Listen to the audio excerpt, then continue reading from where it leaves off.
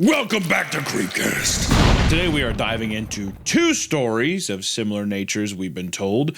One of them is a fan-made, or both of them are a fan-made story, right?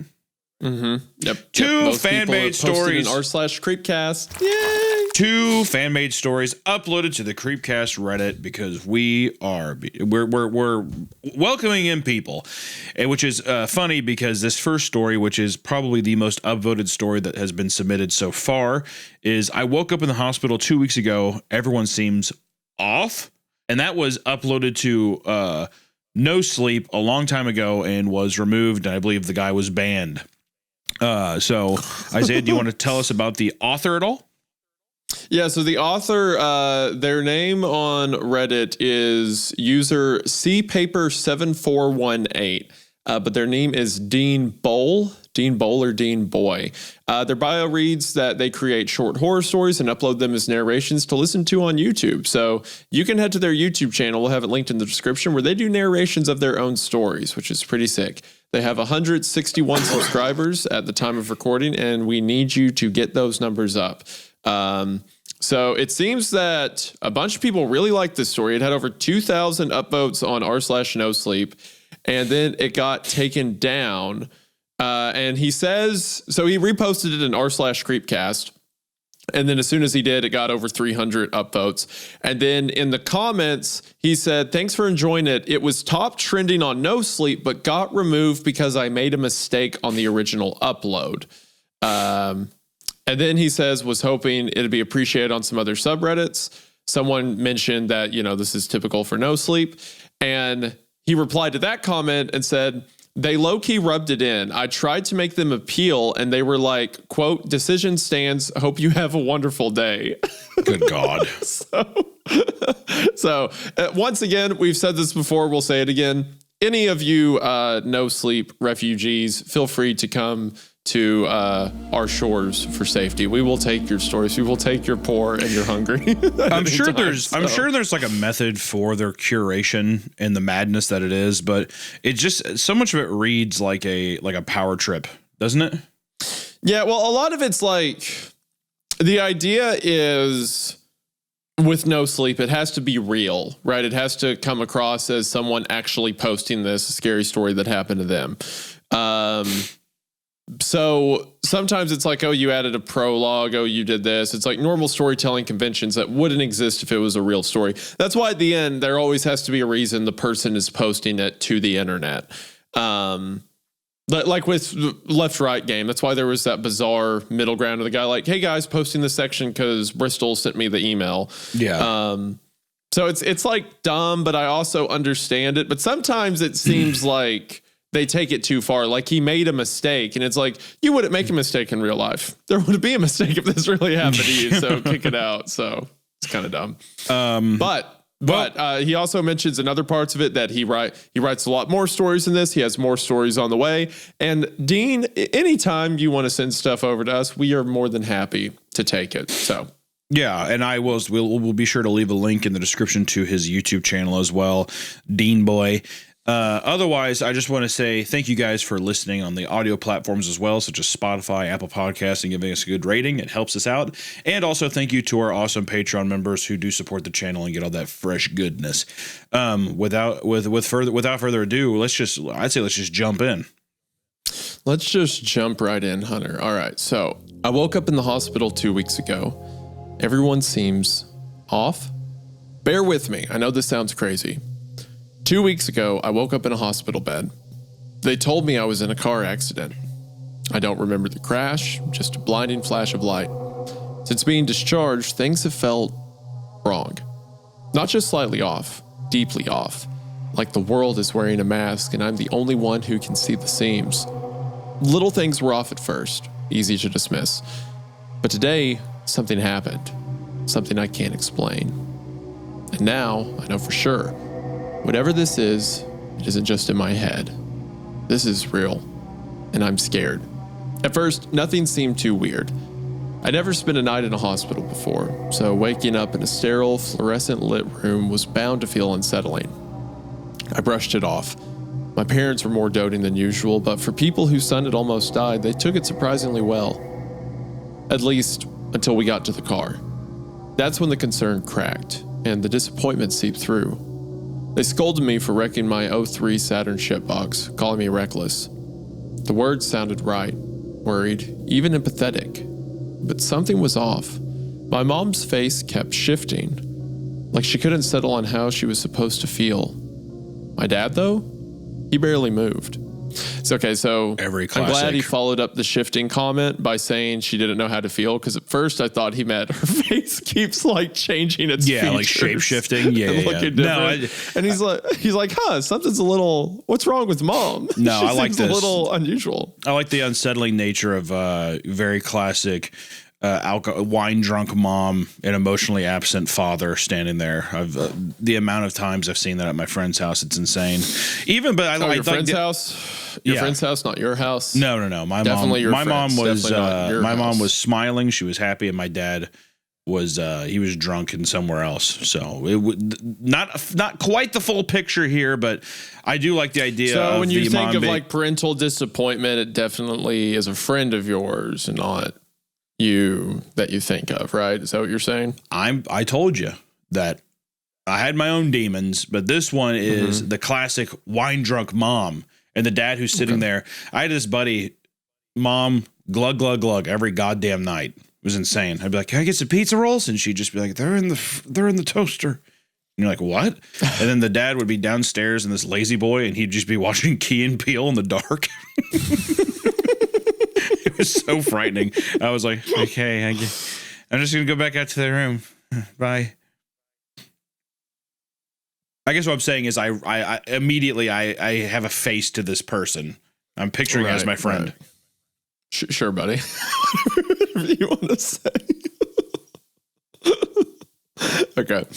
He sat rigid, staring straight ahead, as if turning his head wasn't an option. But I could feel him watching me. His gaze lingered in the rearview mirror, heavy and cold. Each time I glanced up, I'd catch his eyes for just a split second before he snapped them back to the road. But I knew he never really looked away. After the sixth time, I stopped looking away too. The mirror became a silent one-way standoff as I waited for him to scold me through it again. He didn't so much as glance at it for the rest of the drive. It was a short drive. None of this was cause for concern, really. Nothing that followed was all that crazy. But when we got home, I felt a shift. Coming from harsh fluorescence of the hospital and the golden stretch of road outside, I wasn't prepared for the cool dimness of the house. It wasn't dark, exactly. Mom always kept the shades open. She liked the light. But now, they weren't quite shut, just not open enough.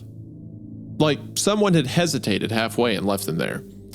My family didn't linger. After some pleasantries, Mom disappeared into the master bedroom. Dad went back to work, and I was left alone on the living room couch. I popped a Tylenol, took a few hits from my pen in the bathroom, settled in. The rest of the day was mostly silent, aside from the occasional sound of Mom's bedroom door opening and closing. I wasted time scrolling on my phone, barely aware of the shifting sunlight until a beam stretched across the room and hit my eyes. I turned from my pillow to the armrest, bought myself another 20 minutes. Then another beam crept up, warming my feet like some kind of passive-aggressive warning from the sun. All right, message received. Sighed, peeled myself off the couch, and mumbled, "Screw it, you win," before dragging myself to my room. I was asleep before I could think too much about it. So, hold on. He was lying on his phone, and then... So it seems like daylight came too quickly, is what I gather from that, right? I think. Maybe. I guess I read it as it was on his eyes, and then it's so much time had elapsed that it was now at his feet or whatever, and he was just like, all right, I better go to my room, unless I'm wrong. The week that followed was unusual, to say the least. It was summer break, and normally I'd be stocking shelves at Walmart or messing around with my friends, but doctor's orders were pretty straightforward. You've got a concussion, don't be an idiot. No standing for long periods, no heavy lifting, no unnecessary risks. Fine by me. I got a doctor's note, a couple of weeks off, and a temporary escape from the joys of minimum wage labor. It wasn't the end of the world. Part-time jobs come and go. For now, I just had some headaches and a free pass to lay low. Better that than risking something worse, whether it was from dreading work or from one of my friends intentionally checking a basketball into my skull because we're over-competitive degenerates. I didn't really care to go outside much. The weather hadn't been as sunny as the first day I got back. Clouds hung low, thick, and unmoving, like they were pressing down on the neighborhood. Even when the sun did break through, it was weak. Watery light that barely seemed to touch the ground just made staying inside feel more justified. So I did. You know, this weirdly reminds me of a story that I think we read for the Patreon. Blackout, do you remember that? Yeah, yeah, exactly. I know. It was one where the guy was in the neighborhood. There was someone else in the neighborhood, but that story wasn't well written. So all of the strangeness came off as like, this whole town's abandoned. I guess I'll go play with my Legos. None of it made sense. This is a much more subtle version of that, where everything on first glance seems normal, but there's little inconsistencies he's noticing, like the way his mom pulls the blinds or the way the clouds hang and the sunlight shines. It's a little bit off. In a way that feels uncanny rather than like comedic. I like the mixture of that too with a concussion. It's kind of interesting. Yeah. Almost like a justifiable madness, you know? Yeah, yeah. And not a scenario where it's a grown man playing with Play-Doh and making stick figures. Like some other stories. It could be. Who knows? We're not done yet. Yeah, I get to the next paragraph and he's like, I decided to make my Play-Doh soldiers. Yeah, like, so okay, I got out my Easy Bake Oven.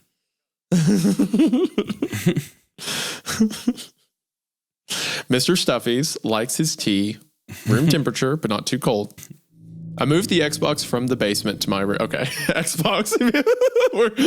Oh no. The Xbox alone's fine, but we're getting closer. I might have summoned something. I apologize. I moved the Xbox from the basement to my room.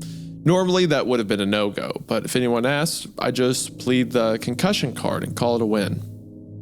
No one even commented on it, which felt strange. Like they should have, but didn't. I just holed up, gaming, eating, zoning out in front of Skyrim lore videos in the living room, whatever.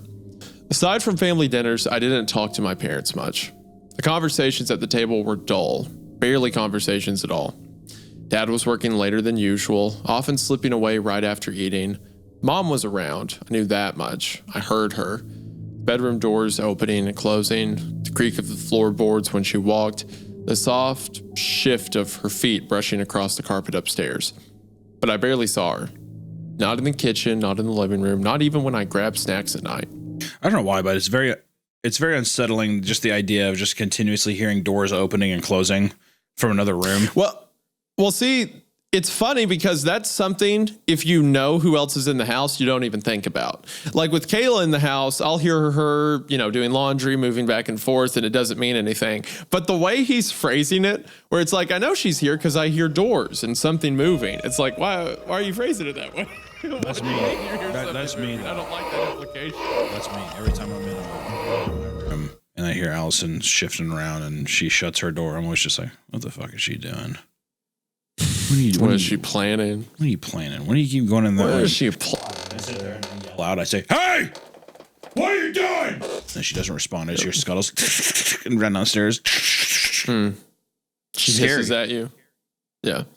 And then you run to the top of the stairs and you're like, you think this is your house? You think you have a right to do things here? Yeah, like, where are you? You think you own the place. Kind of entitlement is that. And then you start throwing things at her. Very rare Chinese vases thrown down to the end of the stairs, crashing. He keeps a stack of them at the top of the stairs because when I first got to his house, there was like, this broken pottery and like, porcelain all over the stairs. And I got to the top and there's a stack of vases. I'm like, Hunter, what are these for? Don't touch those. He hits me with them a lot. And then Hunter was like, yeah, it's the game we play. But like she didn't, like you could tell the way she talked about it was not a game to her. And it was something that I probably should have told someone. I'm telling someone about it now, so I think that these are my goodbye vases. Yeah, maybe I should have done something, but I guess that's what's in the past is in the past. Come to think of it, I don't think I ever saw her downstairs. Aside from dinner, some groceries spoiled, which was weird because Mom was normally on top of that kind of thing. When I pointed it out, she took me shopping, which was actually kind of nice. I got way more say in what we stocked the fridge with than usual. That was a win. But as we wandered the aisles, I noticed something. People were staring at me. Not in a casual, passing way. Intensely. Like they were trying to memorize my face. Or maybe like they weren't sure what they were looking at. Each time I caught someone, they snapped their head away like they hadn't been watching at all. But the feeling stayed. Not a single person looked like they could hold a normal expression on their faces. It was like they shifted through raw emotions during the most mundane tasks. I began to feel in danger. And worse, I started to notice something else. As Mom and I passed people, I swore I could hear them pivot to watch me after we walked by. I never actually saw it happen, but I could hear it. The soft squeak of a shoe turning, the faint rustle of fabric shifting. I wanted to ask Mom if she noticed anything, but the words stuck in my throat. If she hadn't, I'd sound crazy. If she had, I didn't want to know. I tried to shrug it off. I'd been a complete goblin for the past week, barely keeping up with shaving, and yeah, my facial hair was patchy as hell. Maybe I just looked like a mess. Maybe I was imagining things. Whatever. When I got back home, hopped on Xbox, made plans with some friends for later in the week, told myself I'd get cleaned up by then. Everything was fine. Everything was fine. 2 days passed. Nothing noteworthy, just my growing awareness of how off everything felt. Mom was moving around more, at least I think she was. I'd hear footsteps. See, I don't like that. I don't like his phrasing there. I'd hear footsteps, soft shuffling noises that always seemed to stop right outside my door. The first few times I brushed it off. Maybe she was just passing by. Maybe she was listening for signs that I was awake. But the more I paid attention, the more it felt deliberate. The house was dim, sure, but my room wasn't. I kept my bay window shades open, letting in just enough light to make it feel normal, or at least less like the rest of the house. The hallway outside, though, it was always in shadow. There was only one time of day where light from the high windows in the living room even touched my door, and it wasn't now. Interesting. So he's sitting in his room, and he keeps hearing something come up to the door and then stop. But there's too much light getting into his room. Like from outside of his room, there's a place where light's supposed to pass through. And at weird times of the day, it seems like he's being lit up. Interesting. I like how gentle it's playing the horror card so far, right? Like very unsettling, I would say. Yeah, it's like there's too much light. People look at me strange. I hear footsteps. Mom stands outside the door. Stuff like that. It works very well. This is probably your childhood hell, huh? A little bit? Yeah. I did. Well, I did. Is there a reason that you apply this to me specifically? None that I feel comfortable talking about on the podcast. Okay. I did used to prank my sisters with a red light I had. So I told them, have you ever heard the white with red story? It's like a classic internet urban legend thing. So it's like the short version. It's a creepypasta. A guy checks into a weird hotel. His room connects to a room next door. And he hears from the front desk that there's a ghost that lives in the room next to him. So he looks through the keyhole one night and he sees like a woman sitting in a chair, like a ghostly bride looking figure. And then the next night he looks again and she's standing upright over in the corner. And the next night he looks and all he sees through the keyhole is red, like something bright red looking back at him. And he figures, oh, she must have figured out I was creeping on her. So she hung like a scarf or put up something red to block my view. And then as he's checking out of the hotel, he asks about the woman that supposedly died there. And the guy's like, yeah, everything about her was pretty normal except her eyes that were deep red. And it's like, he was looking through the keyhole and she was staring back at him. Yeah, it was her eye. So I told my sisters that story to prime them, to freak them out. And they were very scared. So then that night, I would like walk around. I would like run up to their door and stop. They both slept in the same room at this time. So I'd run up to the door and stop and they'd be like, no! And they'd be like, oh! or whatever. So I'd like walk away and then and like get up to the door and quit. They're like, ah! And I had a red, it was like a red flashlight. So after I did that a few times, I just held it up to the bottom of the door. So this red light like shot across the floor through the room. And as soon as I did, they both just, so I was like, Mom! That's a lot funnier and more innocent than I legitimately thought you were going to have like a military grade red laser and shine it through and they look through and you like blinded one of your sisters or something like that. No, I never hurt them. Seriously. It was just scares. I like to scare them a lot. Like go put something. I remember I had this fake spider, like a tarantula thing that I taped to their window outside. So the next morning when they opened up the blinds, like there was a spider on and freaked them out. I do stuff like that. I never hurt them though. You're like 24. It made them stronger, 8. made them better people. So yeah, well, I would have been like, at the time I was doing most of this, I would have been like 10 to 12. So they were the ages of like 6 to 8. God. Maybe 10. So yeah, I was mean, but they're better people now. They both graduated college. They're both successful. I like to think I had a hand in that. So, okay, that's good. And they'd agree. And if they don't have a social media platform to counter. So, there it is.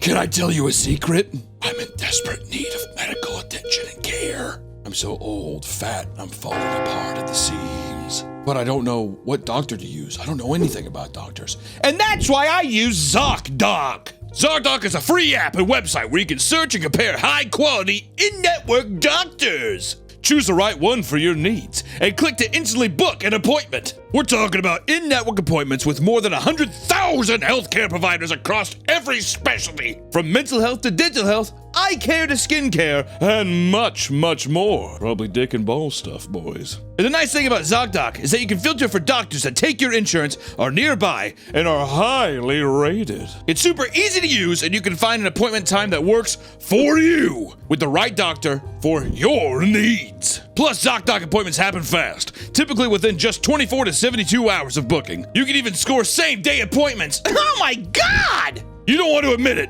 but you should probably see a doctor. So stop putting off those doctor appointments and go to ZocDoc.com/Creepcast to find and instantly book a top-rated doctor today. That's ZocDoc.com/Creepcast. ZocDoc.com/Creepcast.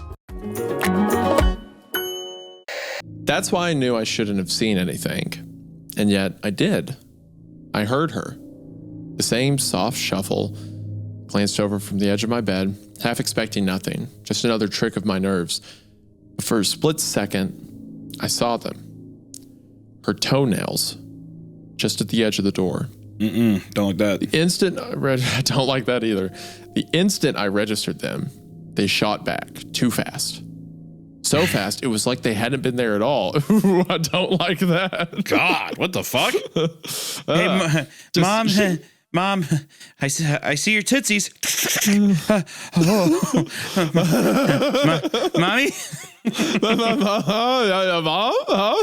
Mom, you have beautiful feet. Okay. Okay. All right. But I knew what I saw.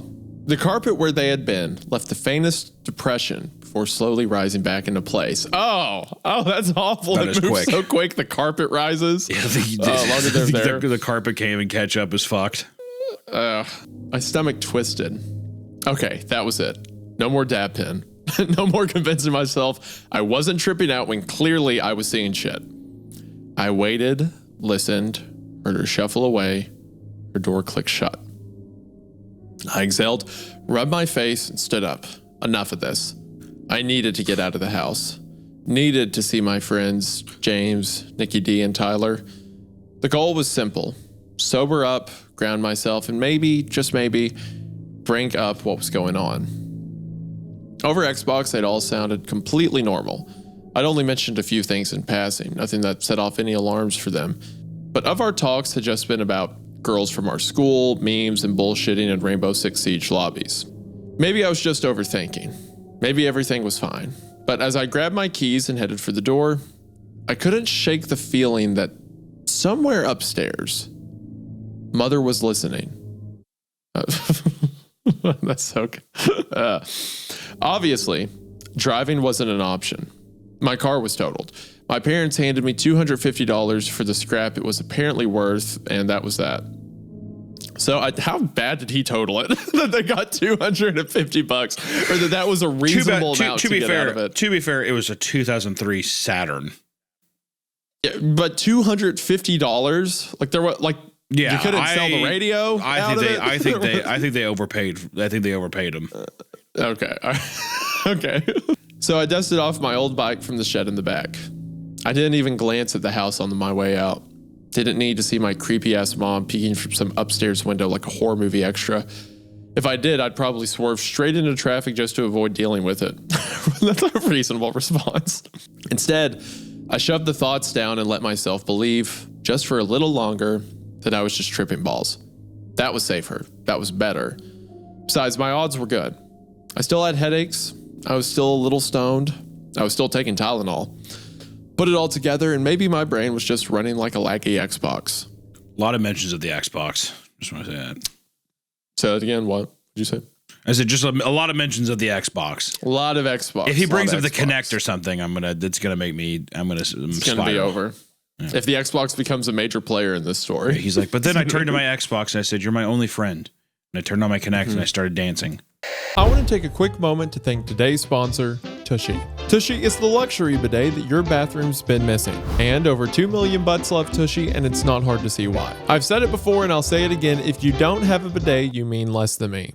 I did not have a bidet for a long time. I thought that they were silly, and then as soon as Tushy sent me one, I now am someone whose life matters. I'm not kidding. There's a few household inventions that have definitively changed my life, and Tushy's bidet is one of them. I now feel like an animal anytime I have to use someone's bathroom who doesn't have one. And you know this is a personal endorsement because this is far too aggressive for them to pay me to say. Not only are Tushy bidets more hygienic, but people who have made the switch to Tushy use up to 80% less toilet paper. And less toilet paper means more money saved, less clogged toilets, and less gross bathroom experiences. Since the bidet does most of the cleaning and you use the toilet paper to dry off. And of course, Tushy therefore reduces things like irritation or tearing. Tushy is also super easy to use and install. Depending on the model you get, it either replaces your toilet seat or just goes underneath the one you already have. Remember, a-hole is only a dirty word if you wipe. And if Tushy sounds good to you, and it should, then now's the perfect time to get in on the offer. That's because for a limited time, our listeners get 10% off their first bidet when you use code Creepcast at checkout. That's right, 10% off your first bidet order at hellotushy.com.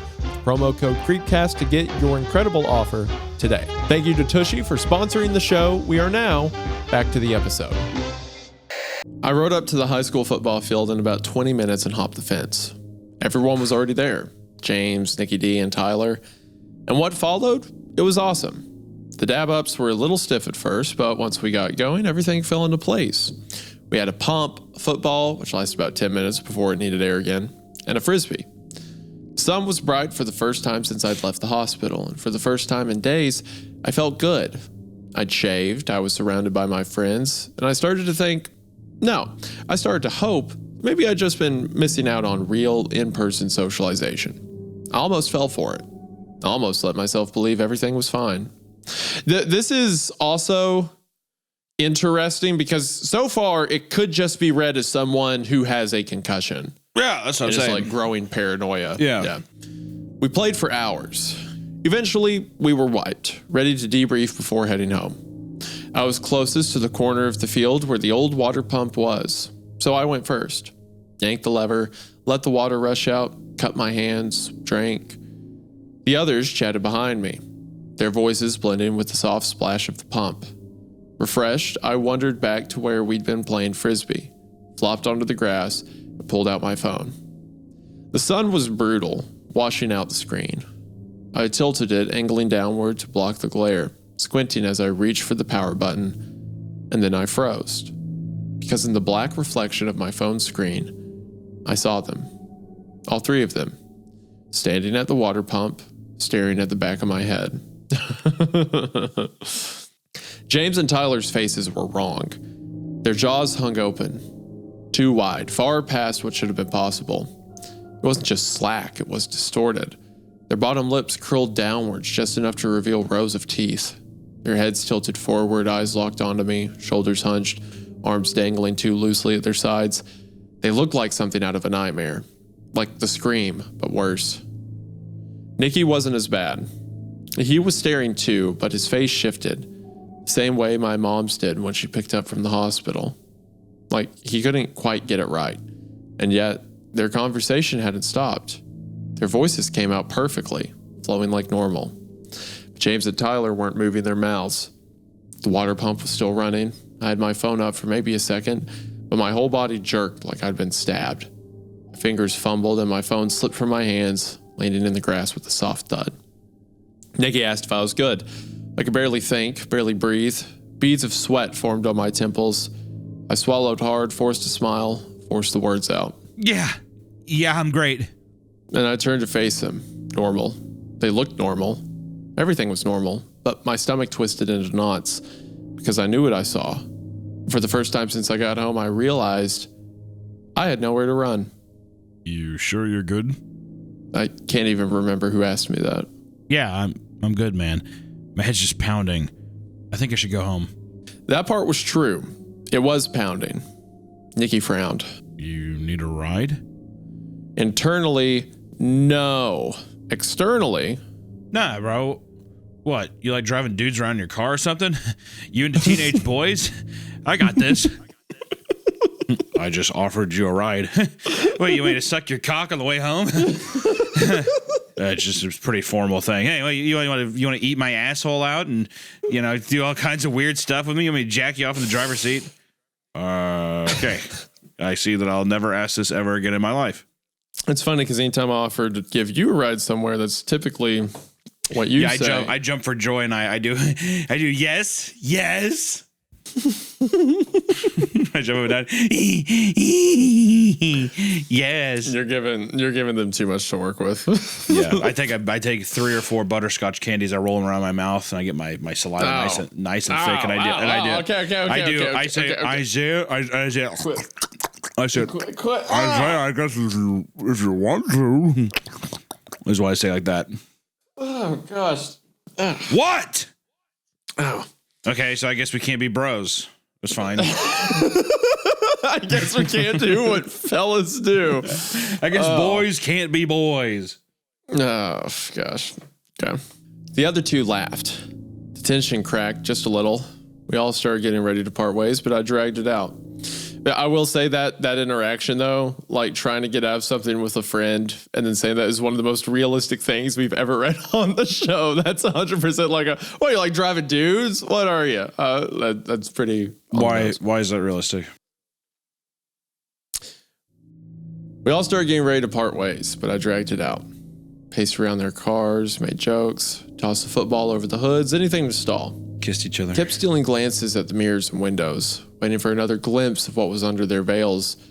Nothing. First few times, I swear, I saw their eyes dart away from mine in the reflections, like they knew what I was doing. Then it was like they just stopped looking towards me altogether. No matter how I angled myself, how fast I glanced, I never caught them like I had on the field. And yet, looking back, I can't shake the feeling like they knew exactly where I was looking. Like they had just found ways to stare at me from difficult angles without me ever catching their eyes. Such a pick-me girl, dude. Is that what this story's about? A pick-me? I think it might be. All right, guys, so what, you don't want to fucking kiss my chest now or something? Were we not bros now? It's weird. When they look at me, I feel scared, but when they don't look at me, I get angry. It's definitely some pick-me energy, dude. Okay. I'm just glad they let me go home. I don't even know what the end goal is, but I feel like I'm being bled out, played with, before I'm eaten. Managed to steady my breathing on the ride back. As I pulled up to my house, I veered towards the spare garage, an old, detached structure barely used except for storage. I figured I'd leave my bike in there for now, just so I wouldn't have to linger outside any longer than necessary. I wheeled up to the side door, gripped the rusted handle. The lock had long since broken, and with a firm push, the door groaned open. Dust and stale air hit me first, scent of old cardboard and forgotten junk. The space was dim, faintly illuminated by streetlights filtering through the grimy windows. I rolled my bike inside, careful not to trip over scattered tools and warped furniture, when I froze. In the center of the garage, right where it shouldn't be, was my car. Perfectly intact. Okay, that's good. That's cool. Perfectly intact. Not totaled, not even scratched. My breath caught in my throat. I took a slow step forward, fingers brushing the hood. Cold, real, tangible. The last I'd heard of this car, I was being told it had been wrecked, scrapped. My parents handed me $250 and said that's all it was worth. So why was it here? I circled to the driver's side and peered inside. The keys weren't in the ignition, but they dangled from the dash. Something was off. The seat, normally adjusted to fit me, was pushed all the way back, like someone much taller had been sitting there. A low tremor crawled up my spine. The car, despite being untouched, was covered in dust. How long was I in the hospital? Doesn't matter. It was getting dark. I did a quick fluid check, ran my hands over the tires, making sure it'd be ready if I needed it, and jogged back to the house. But the second I stepped through the front door, it hit me again. Rapid, aggressive shuffling. Door slam. Then in a voice too casual, too normal to be real. Honey, you missed dinner. Want me to heat something up for you? No. It's okay, Mom. I'll handle it. The living room TV was blue screened, casting a sickly glow over the open floor plan. I didn't dare mess with my parents' setup. At this point, they had to know I was onto them. I would do nothing to disturb the peace. I grabbed some snacks from the fridge, went straight to my room, locked the door. Dug out my old iPod Gen 6 from middle school, buried in a shoebox, and set it to charge. For a while, I just sat there, listening. It was too quiet. I FaceTimed the iPod from my phone, hesitating, debating whether I should even leave my room. The upstairs layout was simple. 4 rooms. Mine was first, on the left at the top of the stairs. My parents' was last on the right. At the very end, a closet where we kept detergent and towels. My bathroom was the last door on the left. The plan was simple. A strategic iPod drop-off during my next bathroom run. I executed flawlessly, waiting for the next round of patrolling before slipping out. I cracked the closet door just enough to give my iPod a view down the hall, plugged the charger in beneath the bottom shelf, and left it there. I hid an eye. First of all, not to put the bump in the road, can you FaceTime an iPod? I thought you could with the iTouches, but maybe I'm not sure. Unless he's just talking about like iPhone. Maybe. I'll go with it. I just remember the iTouch. They had like the camera and stuff on it. Remember that one? I guess I didn't think FaceTime was a thing back then, but whatever. A way to see what my parents really looked like when they thought no one was watching. Almost regret this decision. It seemed fine when I got back into my room and locked the door. Quietly angled my dresser in front of it, wedging my desk chair as tightly as I could under the handle. Too much movement. Too much movement from him? No, from the parents, I think. It's like he's a spider. It's like he's a bug in a spider's web. Yeah, no, he's fucked. He's caught right now. Dude, when he opened that door and it says shuffling, aggressive, like movement and then a door slamming, like everything was out. And then the second he opened that door, it all, like cockroaches when you turn on the light, all scurried back into place. I heard my parents' door fly open, slamming into the inside wall of their bedroom. By the time I grabbed my phone, she was already there, standing at the end of the hall, facing my door, swaying. She was past the weird shifting face that Nikki had. Whatever this is, there's stages. Her jaw wasn't just distended. It was stretched beyond its limit. The skin pulled so tight it dangled with every sway of her body. Even from here, I could see the bags under her eyes. Not just dark circles, but loose, sagging folds that drooped to her upper lip, exposing way too much dry, pink eyelid. Her hair, thin and patchy, clung to her scalp with a greasy sheen from the glow of the living room TV and the dim light spilling from the master bedroom. Her arms didn't hang. Her elbows were bent at stiff, unnatural 90-degree angles. Shoulders hunched forward, wrists limp, long, bony fingers dangling. The only way I knew it was my mom was the pajama top, clung to her sharp, skeletal frame, stretched over the ridges of her spine, hanging loose around her frail shoulders. She leaned in, pressed against the door, her head tilted, slow, deliberate, like she could see through the wood, tracking exactly where I was. And then, a whisper. Honey, are you awake? Her mouth didn't move. Lips stretched thin, jaw unhinged and frozen in that grotesque, slack-jawed state. But the words came anyway, perfectly clear, perfectly human. I know you're up, honey. I just heard you moving. Yeah. I just moved some furniture around. I didn't like where my TV was. A pause. Then the whisper again. Perfectly clear, perfectly human. Can I see? My throat tightened. Tomorrow.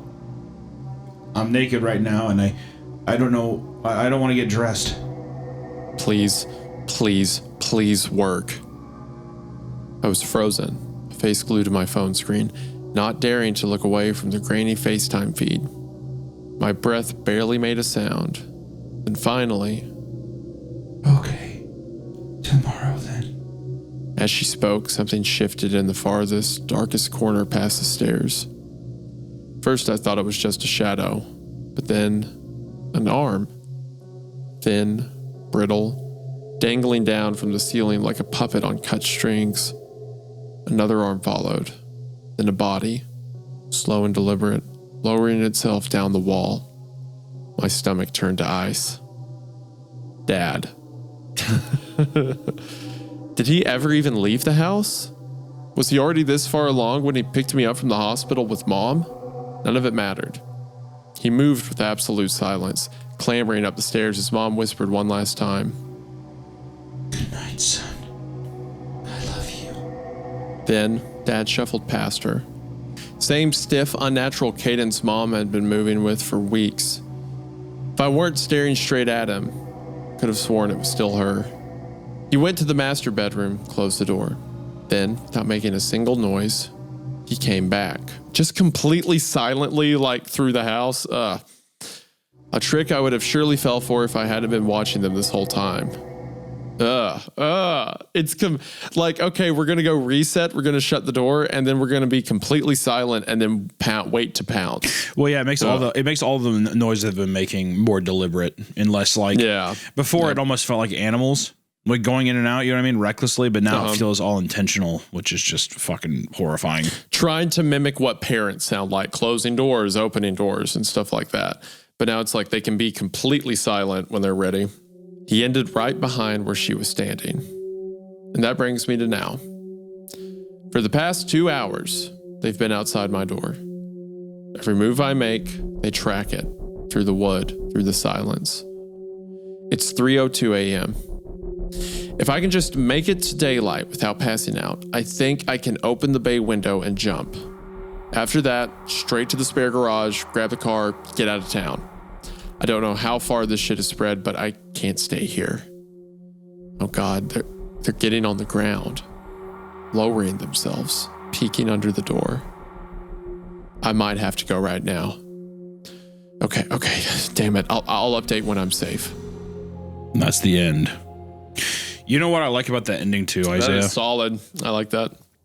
I like that ending because there's no part 2. I like that this is one of those things where this is the perfect story to not have a sequel, by the way. This is a thing that is so simple. Really, the only thing that happens is a guy is like walking around. He goes and visits his friend once, comes back to the house, and the parents are still being weird.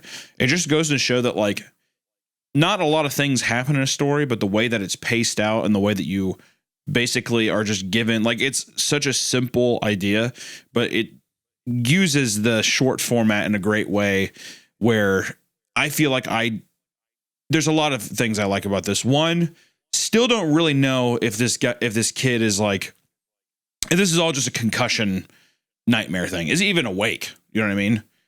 This guy, like, I mean, I don't know if he's like in a fucking coma or something like that. Like the wreck could have been real, and this is all just playing out in his head or something. Could be in his head. Could be some kind of like he's fallen prey to something that's he's in a coma, and this is all in a coma, or maybe some, I don't know, some alternate world, some weird creature. There's any kind of possibility he could have fallen into. That's what I was going to say is, I know it's been a while since I said it, but very Lovecraftian, where it could be that his head struck and his mind open is able to see things maybe as they really are, or like an alternate dimension of things around him. So I'm like also wondering, are his parents just normal, but he's seeing like the fucked up version of this like alternate reality around him? That kind of thing. I really love the car not being destroyed either. That's like a fun detail that also, who gives a fuck? I don't need to know what happened with that. That's just a great tool again for deceit of like, what? Why the fuck is this here? You know what I mean? Like I don't need to know more about it, but I do like how he's like, well, you know, I'm going to see if I can regroup and figure out what's up. And then all of a sudden it's like, oh wait, no, they're peering at me from under the door. I might just have to leave now. There's just a sense of urgency to where I like that the reader can just kind of run with it at the end. Did he get out? Was this real? These kind of questions are fun. I like the conversation you can have with people with an ending like this, you know, because it feels like everything that the story needed to tell you, it has told you. Like resolving this monster story isn't going to be, I don't think, necessarily satisfying. I think it like props up a great idea for a scary idea, and it gives you just enough to be like, ooh, that was fun. I wonder if it's this or that. And it makes it so much more fun than if someone tries to give you the ending in a way where I feel like it's going to disappoint you maybe. So I don't know. I really enjoyed this. I think it leaves just enough unanswered to make you ask some really cool and creepy questions. I think it tells you just enough, and it keeps just enough in the shadows. So this is great. I've been reading through his other post. Apparently this got removed because nothing tangible happened to the character, according to the NoSleep mods. Nothing tangible happened to the character?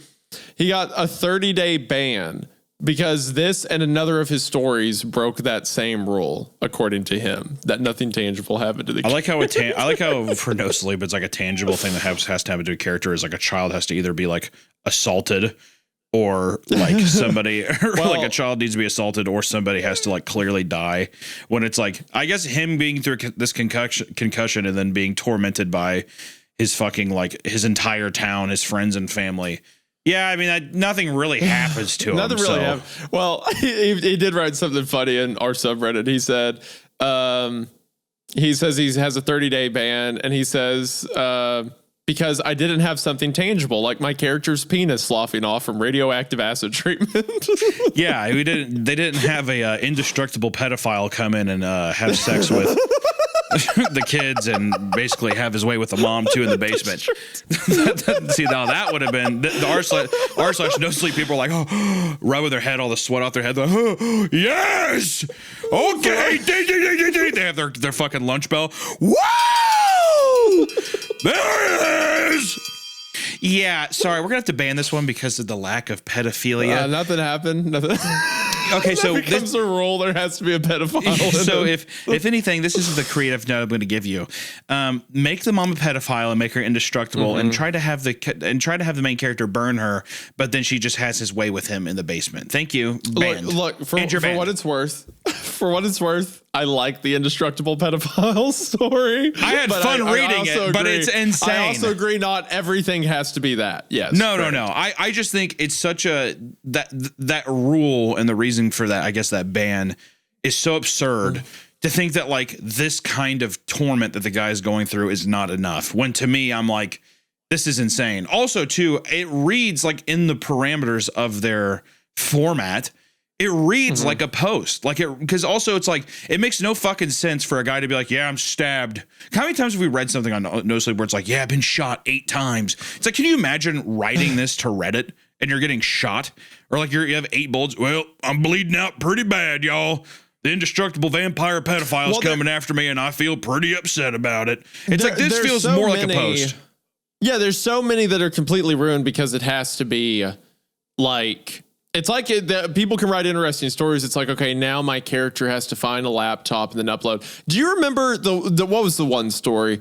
The one about finding a boat in the middle of the ocean. I forget what it was. My crew found an abandoned yacht or whatever. Yeah. Okay, or no, it's like a cruise ship or whatever. Yeah, cruise ship. Every single entry opened and closed with, I got on my laptop and went to Reddit. Yeah. I'm now typing this I'm really out. tired. And how dumb that was. I'm really but they tired. have to, or else they get banned. Yeah, they're just website. like, It's you so better, stupid. you either do that or one of the ghosts is a pedophile. Pick your lane. If there's no pedophile, all right, Mr. No Sleep. Yeah. All right, Mr. No Sleep, fine. So the ghost is a pedophile. Oh, okay, good. You're safe now. Yeah, I don't know. It's a shame silly. because NoSleep is like probably the biggest fictional writing board on Reddit. 18 million followers in that deal. And to get seen and to have notoriety as someone who's trying to get into the horror writing space, that's kind of the place you have to go. So I'm not saying I'm not saying it's complete. I'm not saying that it's not still a viable place to do that. I just think that no, of course not. I'm just saying the rules are so that it is the most crazy. viable place that is with also, all the roles. Also, I'm wondering too if it's very much like if another mod would have seen it, if they were like, oh, this story's fine. If there's just like one power tripping mod who's like, yeah, not really a lot happened. You know what I mean? Like, I wonder how subjective that system is for allowing stories on. You know what I mean? Mm-hmm.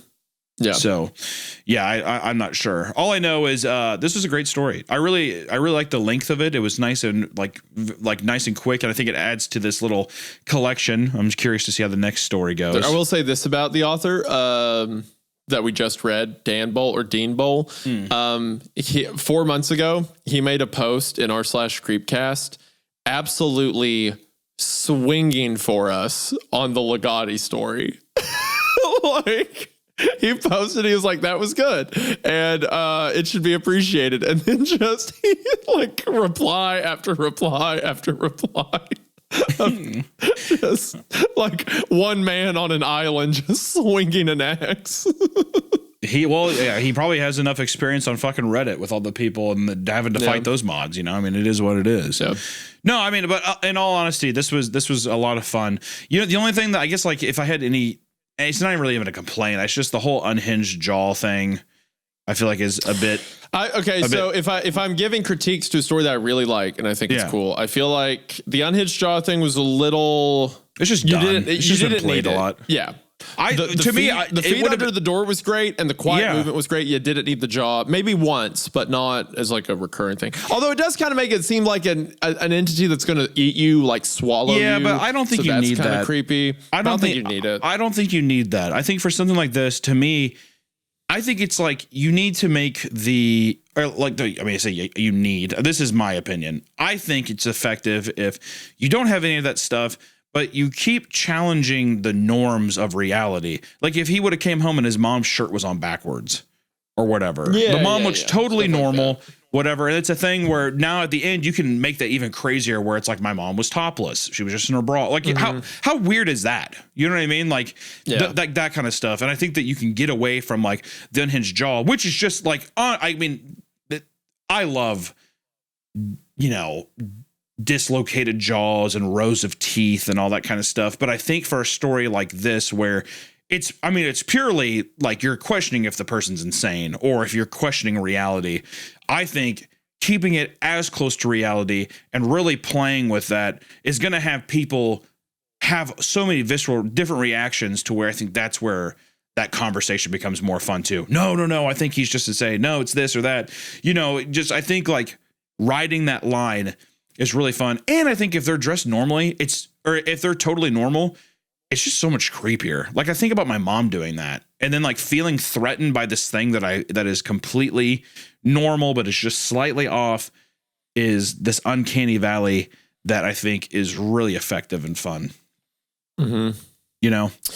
Yeah. And also, I too, think they are a very talented writer, and this is a banger. I hate they got taken off, but please give all of yours to ours. We appreciate it. Also, the dad. Wish I had a little more with the dad. I think that we could have had the dad was cool. I liked the unblinking kind of looking forward thing in the car. I like how the coolest part's how he moves silently at the end. That's terrifying. To me, the scariest parts of the story were the silent movement, and in the car at the beginning, how the mom couldn't decide what facial expression she wanted to show. Yeah. Those freaked me out. I'm trying to think if I had any other critiques of it. I just the think mention of the Xbox a few times, maybe once too many. I thought that he was getting ready to get into some of the gamer language or something like that. I was oh, watch out, Xbox. Just that we got in a nice little conversation with him and the mom. I just just to have a little bit more, just because we put some emphasis on the dad as well, because we put emphasis on the friends. He has a nice interaction with them. Wish there was just maybe one little interaction with the dad, a bit of him even just trying to talk to him, or if the dad just joined the mom at the end and was talking to him as well. Why don't you let us in? You know, like just to see. It doesn't, not necessary, but I mean, it was really great where it went. I really enjoyed it. And Dean, if that is your real name, please keep making these. This was dope. Also, really, and this is just me, once again, I'm not trying to be rude or anything, really try to hone in the idea of like really making this character die or being attacked by a super pedophile. If you want to actually make it anywhere. So my criticism is maybe he could get molested perhaps, or also just hear me out. Yeah. He or someone could explode. But he has to get injured in the explosion, so that way he's bleeding. But as he's exploding, he's typing out the story. And then in the final sentences, he says, wow, I sure hope I don't explode. But then there's a dash at the end. It's hard for me. Implying that I'm actually getting fucking pissed as he hit post. I'm actually getting fucking pissed. That explodes. I'm getting fucking pissed because it's hard for me to know if a character has gone through something unless the character is on, like, let's say a ghost ship, and then there's like fucking vampires attacking him and he gets hurt. And if the character doesn't say that he's hurt on the thing, how am I supposed to know? You know, so it's just one of those things. You know, I'm getting a little heated. Maybe you could have like some clever foreshadowing. Like maybe in the beginning he could be like, hey, I'm writing this story and my biggest fear is exploding. So then at the end of the story, when he does explode, it's like, oh, that's what he was afraid of. And I guess it's a message about the things you're afraid of or what tend to find you. So maybe you could do that and it would actually be good. So, you know, maybe you could try that out. Yeah. So. Listen, I mean, not everybody can have a home run. I mean, this was definitely a bit of a strikeout. But next time, maybe there's a home run. You know? Maybe stop writing. Maybe stop writing if you're not willing to put in. No, I just quit agree. writing. Just quit writing. Yeah, maybe if you're not ready to incorporate super pedophiles or exploding super pedophiles, you're gonna have to use the super pedophiles at some point. You don't have what it takes to work in this industry. Okay, that's just how it is. So either get some pedos in there, or you better start having people try to kill themselves, try to kill each other by getting them to kill themselves. Figure it out. Choose your lane. Maybe have pedophiles get people to kill themselves through explosions, and then at the end, our character gets molested and then explodes. Or you have a sheriff in the town, and he's like a badass, but also still a pedophile, and he has a warehouse outside of town. And that's how the character would have done it. Maybe he's like, oh yeah, people are looking at me, but then vice versa, he goes to the woods and finds a pedophilia warehouse, and that's kind of the idea. That's how you go far. But then of course he's a pedophile as well, so he's like, oh, this is great, so he's happy with it. But then it turns out that that's your dad. All the children that have been abducted are vampires, so it's like, oh well, I can't have these because they're vampires, so I have to kill them now. Now it's a threat. Now it's scary because it's vampires, and you could have there be a lot of blood and people dying, and then that would make it scary. So thank you for these rules, master. Thank you for these rules. Fuck's sakes. On to the next story, where we're reading a story called I've Been Flying for Almost 30 Hours and the Flight Attendants Won't Stop Crying, which I just got to say, even reading that title gives me a panic attack. I don't mind.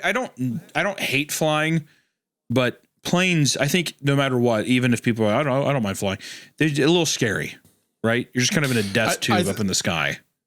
I think if I think about it too long, because I fly all the time, but if I'm sitting there for a while and I'm like, right beneath my feet's nothing. If this was to crash right now, I'd have a really long time to think about it. Then it messes with me a little bit. Yeah. Or like sometimes if we get a lot of turbulence, especially on takeoff, I get a little wonky. The butterflies for sure. Yeah. I've had some weird flying experiences where it's like, okay, well, this is it. All right. Well, this is what dying feels like. But yeah, I feel like regardless of how much you do it, it's a little creepy for anyone. But today's story, actually, we have a little treat. It's made by a writer called Worcester Street, which, scrolling through their Reddit, I see that they are a fan of Creepcast, or at least they've commented in r/Creepcast a couple times. And they were very kind to show someone in the subreddit, give them some advice about posting on NoSleep and story writing. So they seem like a cool person. They've written a bunch of stories for r/NoSleep. Some of them highly rated. So we'll have them linked in the description. Be sure to show them some love if you enjoyed. And we certainly appreciate them being cool, writing stuff, and then engaging with the community. It means a lot. But just because you're nice in our subreddit doesn't mean that we're going easy on you. But I will say, also with the title, the one thing they say about flying is they say, if the people working in the plane aren't freaking out, you have nothing to worry about. So me seeing a flight attendant crying for 30 hours, which first off, 30 hours is we're going through hell apparently. But if I saw a flight attendant crying, I don't even know what I have no idea what I would even be able to do. It would be rough. I was on a plane one time and we were flying. We had a connection in Atlanta, and as we're getting close to Atlanta, there was a storm that was apparently so bad they evacuated the tower in Atlanta. So we're on our flight, and they're like, "Hey guys, not landing at Atlanta. We have to go to Charlotte because it's the only airport that'll or not Charlotte, Charleston, South Carolina, because it's the only airport that will take us. And we can't stay up in the air because we don't have that much gas." So the whole way there, my wife and I were Kayla and I were sitting on the front row. And people kept coming up to the flight attendants and being like, I've got a flight out of Atlanta and we're going to end up getting there after the flight leaves. And the flight attendants kept having to explain to these people what an airport is. And they would be like, ma'am, no one is leaving or going. The flight will not leave on you. It can't leave. They're like, no, but it takes off in an hour. Yeah. And they're like, ma'am, I have no way to talk to you. I can't deal with this. We're going to die in this. I hope you realize we're going to die by the time we get to South Carolina. Yeah, but my flight. There was one point where it was this one woman too who kept coming back and asking stupid questions. And at one point she comes up there and she was like, I don't see why we're going to Charleston. That's not Atlanta. And the guy's like, okay, Atlanta is gone. We can't go there. And we can't be in the sky because we have to go to the ground. So we're going to go to the ground over here and then we'll come back over there. And then she walks back. She loudly stomps back to her seat and she tells her husband, he said we have to drive to Orlando. And the flight attendant looks at me and Kayla goes, did I say that? Is that what I said? Did I say that? My God, man. I would love if they're like, Atlanta's, that option's gone. What happened to it? Where'd it go? Why did they get rid of it? Who did it? Who hurt them? Well, Worcester Street, it is time. Isaiah, are you ready?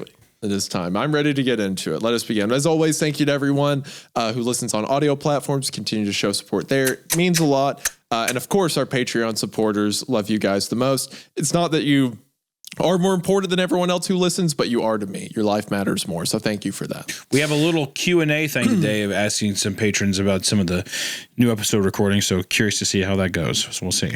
Mm-hmm. Exactly. Because again, they matter to us more than the others. So my sweet little angels. With that, let us begin. I've been flying for almost 30 hours. The flight attendants won't stop crying. 30 hours ago, I hopped on a late-night flight from New York heading to Los Angeles. After boarding, I saw that I had an entire row to myself. Takeoff passed without incident, and soon I was stretched out for a nap across the row. I slept for a few hours. I don't know how long, but I slept for a few hours. I don't know how long, but it was a few hours. But I woke up to some severe turbulence. It's possible that the lights in the cabin went out for a moment, but I was so disoriented that it's hard to say. I checked my phone to see that it was 4:03 a.m., which I figured gave me about an hour until we landed. When I looked out my window, I was shocked to see nothing but wide open ocean. My jaw dropped. There's obviously no ocean between New York and Los Angeles. I hit the button to call the flight attendant and spent the next few minutes racking my brain for a lake that could have been possibly big enough to explain what I was seeing. I jumped when the attendant flipped off the light.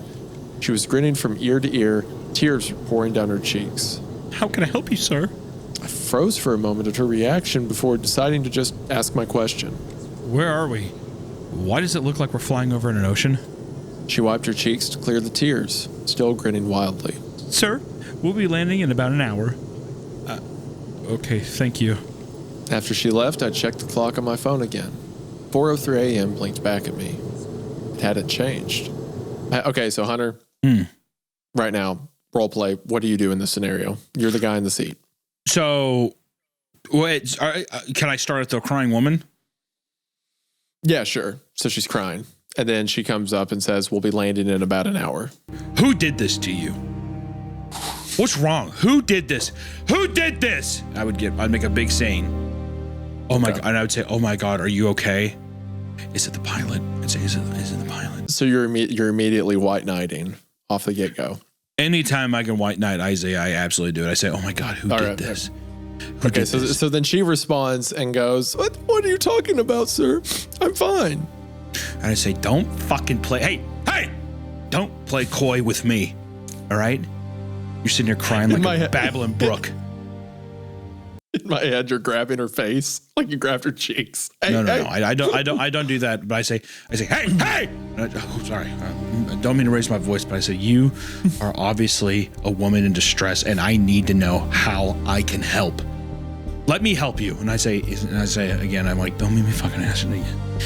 It's in the fucking pilot. Because if it's the pilot, you let me know and I will go in there and I will wreak hell, is what I would say. You're like, I'm going to take over this plane. This is a hijacking now. I've done Flight Simulator since I was 13 years old. I can land this bird so easily. Okay? Tasha? Yeah. Tasha, you have a beautiful name. It's a beautiful name. Wasn't the pilot. Is what I keep saying like that. And there'd be a guy next to me looking at me. He's like, can I get a water? And I'm like, no! Stop it! I'm like, no, you don't have to take orders from these people, these fucking animals. What if there's a woman asking for a water? What would you say? Honestly, sweetheart, I appreciate you trying to stay hydrated and stay mentally focused for this flight, but I need you to just give me and Tasha 5 minutes. Could you do that for me? Yep. Because if there's one thing I know about you, it's that you respect women. Oh, God, more than anything. Up and down, all over. And I would hand her my pillow because, they give you the little in-flight pillow. Of course. I'd be like, I'd say, please. And honestly, and Tasha, this isn't against you because honestly, I know American Airlines, you didn't make the plane. I give the woman next to me, her name's Sabrina. Is it Sabrina? Mm-hmm. It's a beautiful name, first off, Sabrina. I just want to say that's a beautiful name. Right. They take this pillow, I want you to put it behind your neck because you're not going to get any lumbar support. All right? So I want you to have a beautiful, restful sleep because you're a beautiful little princess. All right? And I say, Tasha, you tell me right now if that fucking dog-faced man in the cockpit did this. Did he do this to you? And that's how I'd handle the situation. Right. It's funny because a lot of you guys probably think he's joking or playing it up. I've never been on a flight with Hunter where he's acted normally. There's always some bit. There's always something. Do you want to tell him about what you did on that flight to Tampa? What did I do on the flight to Tampa? Yeah, that one from Kansas City to Tampa. Do you remember that? I don't. I barely remember what happened yesterday. I don't remember. This is when we were going to shoot the ghost hunting video we made with Charlie, or Moist Critical. I remember going to Tampa, but what did I do on the flight? While we were going there, he had bought these like $20 crappy Amazon webcams to look like the old Zach Baggins like Ghost Adventure stuff. So he decided to test them out on the plane by acting like he was in an abandoned building. That's right. With the plane. Yeah. So he's sitting in the chair and he's got the camera like this close to his face. And he's like, guys, did you hear that? Guys. And he's like panicking and like sweating. And in the background, you can just see rows of people. Someone shifts in their sleep. He's like, did you hear that? Did you guys hear that? Like, And Nick's filming him too and has an equally close camera up in his face. The only thing tell them what happened in the bathroom. The only thing, I was going to say, the only thing I remember now that you say that, because I totally forgot we bought those cameras. The only thing I remember in the bathroom is that I was recording myself in there and I was pretending that I was like doing a ghost hunt thing. And then I stood up and then I just like, I pretty much just filmed my shit in this like airplane toilet. And I just kept looking in the mirror. It's a whole, it doesn't matter. You know what? I was being a little silly. He filled the toilet. And he was like, and the way he had the crappy IR filter on, so everything was black and white. And he's spinning around in the bathroom like, guys, I don't know. Guys, I think there's a ghost in here. Spirits, are you with us? And as he's spinning, you just pass the toilet that's full up. Just keeps spinning. There were 4 different bathrooms on that trip he did that. I don't know how he was ready to go at every one we came across.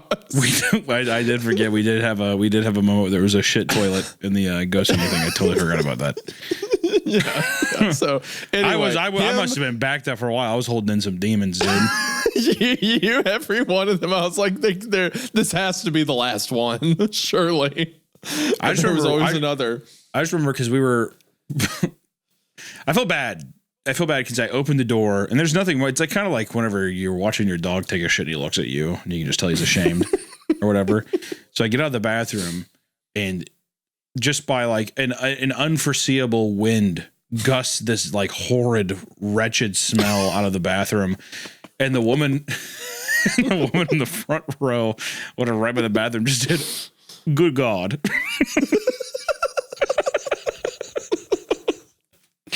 I had to walk by her and be like, sorry about that.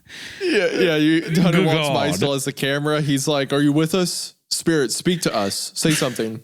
If you can. Sorry, man. Sorry, it's bad. I had some bad Chipotle last night. Mm-hmm.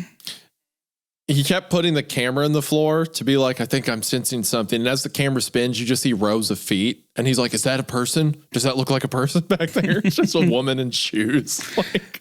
So anyway, my point is him deciding to like white knight over a stewardess, asking if the pilot beat her. You know, the pilot she met like 5 minutes ago when the flight began. That would be on par. That would be a bit he would invent. So yeah, he's in the plane. Flight attendant's crying. I had to have been waiting with my call light on for at least 5 minutes. How is it possible that it hadn't changed at all? I opened up my laptop and saw it too displayed 4:03 a.m. I pulled out my phone, started a stopwatch in the app, spent the next 2 hours looking back and forth between the clocks, waiting for them to change. They never did. I tapped the shoulder of an older woman sitting in the row ahead of me. She looked back, an annoyed expression across her face. Yes? Do you know how long until we land? She narrowed her eyes. The flight attendant said it would be about an hour. I shook my head in confusion. That flight attendant, we talked almost 2 hours ago. You should have landed already. She stared at me as if I was crazy. I was going to continue trying to convince her, but I felt a hand on my shoulder. I spun to see a male flight attendant grinning down at me, tears pinging off his cheeks onto my shoulder. Sir, I'm going to ask you to calm down, or I'll be calling the captain. I told him that wouldn't be necessary and sat back. He removed his hand and stepped away. I feel like he has been pretty amicable. I don't think he's really caused a fuss, has he? Hey, You've how long till we land, sir? Sir, I'm going to get the taser. I'm going to get the bite dog. It'd be different if she's like, The flight attendant said an hour from now. and he's like, an hour now? Are you fucking crazy? We're gonna die. That would elicit something, but I feel like him being like, oh, that's weird. No, that's weird. We talked a couple hours ago. Don't really think. And he's like, is there a problem? You got a problem here? Is this a problem? You wouldn't want this to be a problem, would you, sir? You won't want this to be a problem. Look, we'll throw you out. We've done it before. Sir? We can do it again. Sir? Flight attendants continue to stop by every few hours, offering meals. Every few hours? God damn, dude. Stopwatch continues to tick He's up. just been sitting there like, all right, another 2 hours pass by. Okay. Any hour now. At what point do you cause a problem? At what point are you like, all right, you know what? I've got a gun. After she says, after the flight attendant said an hour? Will we landing an hour? Is like from then or when? How long until you cause a problem? Like that guy, like the flight attendant came out and was like, am I going to have to tell the captain? Like at what point are you like, you know what? Yeah, tell the captain. When she said an hour from now, I would say 30 minutes after that. So before an hour's even passed. Exactly. Before even the amount of time. That's what I've been doing the whole time. Get me out of this death trap. That's I've been rolling around. Oh God. What is this? What kind of magic show is this? Be doing that. So Hunter gets on a 2-hour flight. 1 hour into the 2-hour flight, he's making demands. He's trying to land the plane. This thing! Fucking land! My stopwatch continued to tick up and is now telling me that I've been on this plane for more than 30 hours. I've explored all of Coach, tried talking to some of the other passengers, but they've all told me that they're expecting to land in an hour or so. Around 3 hours ago, I tried getting into first class, made it past the curtain, but was escorted back by 2 grinning flight attendants. The grip of my arms were like iron. Sir, the seatbelt light sign is on. Please remain in your seat with your buckle fastened. We'll be landing in about an hour. That would piss me off. I thought that, hold on, this is a woman speaking. Are you not going to be kind and respectful to them? Listen, you're a perfect angel, but you are releasing some kind of demon from me. Please don't make me go there, is what I would say. I say, please do not make me go there. Don't make me open up the cage. Let the tiger out to play. I'm unfurling my wings, and darkness will cast over this plane. Do you hear me? Not if you hear me. Hunter gets shot to death by an air marshal. Freeze!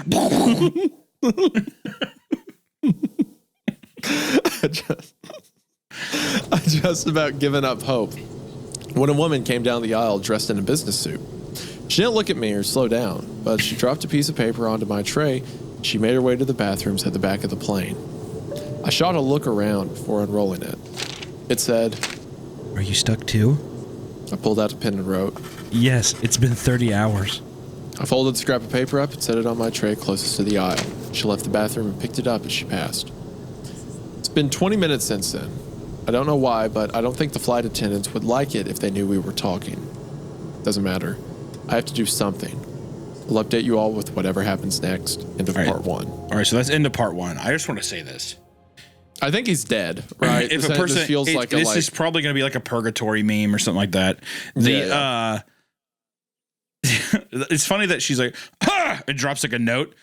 I legitimately thought that with how childish it felt that he was going to be like, yeah, I've been here 30 minutes, and he like makes an airplane out of it. He's like licking the paper, making an airplane, and he like throws it perfectly through first class into the bathroom. I think so far it's been fine. It hasn't. It's just been like, I'm stuck on the flight. I don't know what's happening. Yeah. All right. I think it feels good so far. I think it is kind of a creepy concept, the idea of being on a plane and it never lands, right? What's that movie about the girl gets on the plane and they convince her son never existed? I don't fucking know that. I've never heard of that movie. I swear this is real. I feel like that's you just gaslighting some random passenger that was sitting next to you. No, she gets on the plane and like her son disappears like when he goes to the bathroom and she's like, hey, where's my kid? They're like, you never boarded the flight with the kid. And like the whole flight, they try to convince her son's not real. I can't remember how it ends. Can I pitch something to you? Sure. Can I just not to interrupt you because I'm sure the movie's awesome, but I had an idea. I had a thought. Okay. Is it scarier if you're not over the ocean, you're by the airport, right? And every time he's been descending for 30 hours and they pull back up right as soon as they're getting ready to land, they're right near the ground. He pulls back up and they have to go back around. It's like a mental torture, right? So he goes back down. Okay. And then after a while, the guy's like, what the fuck is going on? Why are we not landing? Sir, it's just an hour. Okay, just give us an hour. They're crying, right? What if it's like when they land, they're like, your asshole is going to explode out from your bottom. Your asshole will prolapse and you'll have shit out your organs to the point where there's people on the plane who are like, I don't give a fuck. I want to get off this plane. And other people are like, sir, think of his asshole. The man's going to die. Whatever. And now you have a moral It becomes conflict. like a sacrifice thing. Exactly. Yeah, we it's sit there and well, she's we like, wanna I don't leave. care. Yeah. Let my asshole become red cabbage and spill out all onto the floor. My gutty works. He does that. Right. Or he's just like, well, hold on. And then he goes and like people will start revolting. And like one of the passengers comes up to the pilot and he's just like, you land this fucking plane or I'll put a bolt in the back of your head. He's like, how'd you get that gun on this plane? God damn it. And he's like, it's 3D printed. I 3D printed it. And he has the back of his head like that. Would that be a good hook? It would be something, all right. Or it's just like as soon as there's a treaty. We live in a world where every time a plane lands, someone on the or how about this? This is even better. The woman in the fucking zoot suit walking around dropping stuff. She's just like, we can't land. He's like, what? Whatever. And then they keep coming up to him asking him, are you ready to land in 6 hours? Yeah, that's fine. I don't care. Another hour passes. Are you sure you're ready to land in 5 hours, sir? Are you sure? Yeah, that's totally fine. The zoot suit one walks by. Please don't let us land. He's like, what the fuck is happening? 4 hours, whatever. By like 3 hours comes by 3. And he's just like, can I ask why you keep asking me that? She's like, oh, well, you're in the seat where as soon as we land, you have to eat a baby. You have to eat this baby on the plane. And he's like, excuse me? Huh? What? Excuse me? Excuse me? He's like, that woman in the zoot suit back there dressed like Sinbad from 1992. We've taken her baby, we've wrapped her in tinfoil, and they're like, we're getting ready to put them in an air fryer. And you have to eat the whole thing before people can get off. And there's a guy next to me. She's like, dude, seriously, man, I appreciate you taking this one for the team. Try to tell me that's not a good one. I'm not going to eat a baby. Wait, what the fuck? They keep... They fly back around, whatever. And now he's like, we're gonna run out of gas. The airplane, the captain comes by. Listen, I had to eat a baby 2 years ago and I didn't like it. You just have to do it once. No one will ask you to do it again. But if you don't do it, we're gonna run out of gas and we're going to crash. We're going to die. Do you understand me? So is this like a metaphor for like the healthcare system or something? It could be. It could be, or it could just be a thing about people, I guess, mandating that you have to eat a child every time that you land a plane. That would, you know what? I would say if society did that, that would be bad. I'll agree. I'm glad you said it because I wanted to say it too, but I was afraid, but it is wrong. Right. Okay, so I've been reading about the plot of this movie. I remembered. Okay. Like, I'm so glad I did. All right, so it's a movie called Flight Plan, starring Jodie Foster.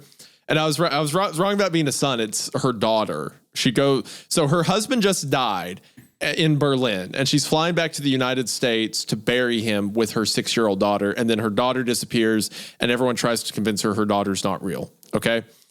And then awesome. I'm reading through the summary, and it says at one point, she accuses 2 Arab passengers of stalking her daughter the night before, resulting in a fight and her being handcuffed. So she gets handcuffed.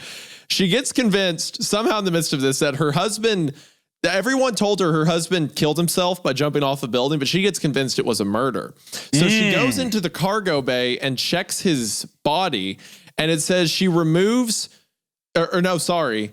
an agent goes down to check his body to find that his body has been rigged with explosives and a detonator. Of course. And it's revealed that the killer and the mortuary conspired to hijack the aircraft for a $50 million ransom and framed this woman as the hijacker. So they abducted her 6-year-old daughter to coerce her into going along with it, I guess. I'm going to have to watch Flight Plan almost immediately. So it becomes a terrorist movie. Jodie Foster becoming a terrorist in this and like somebody gaslighting. It could also be equally as terrifying as if all that's happened. Like imagine a movie where a mom and daughter get on the plane, right? And then all of a sudden, as soon as you sit down, the mom just pretends she doesn't know you. So, you know what I mean?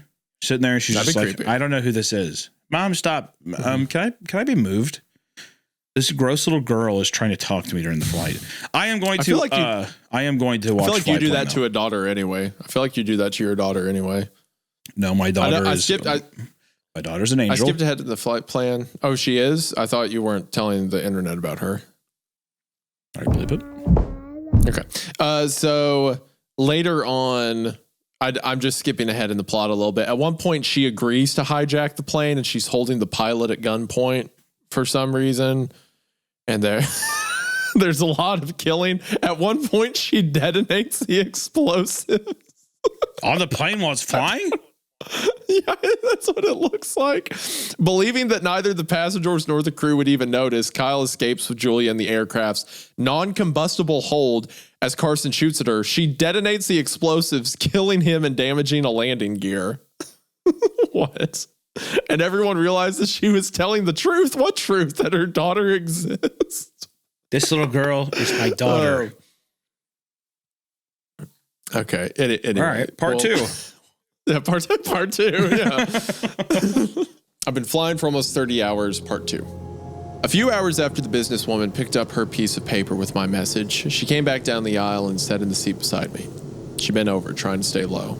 So, you're stuck too. I kept my voice low. Yeah. My name's Jack, by the way. I'd say nice to meet you, but... She nodded. I'm Mary. You're wrong. Getting your message was by far the best thing about the past day. I spent the last day and a half thinking I was alone in this. She paused for a moment, looking up the aisle. When she spoke again, her voice was a whisper. So, Jack, you have any theories on what the hell's going on? I considered lying, but decided the truth was for the best. I think we might be dead. Imagine you're in this scenario and then you ask the one other guy for help and he's like, I think we're dead. It's like, okay. The guy reciprocating the junior high note passing, I think, is going to be very nonchalant about this. Is how I'm reading it. Like, I think we're dead. I think we might be dead. I think we're dead and we're ghost right now. Ooh, we can be ghost girlfriend boyfriend, and you can be ghost together. Would you like that, Mary? Do you like that, Mary? Ghost boyfriend, girlfriend.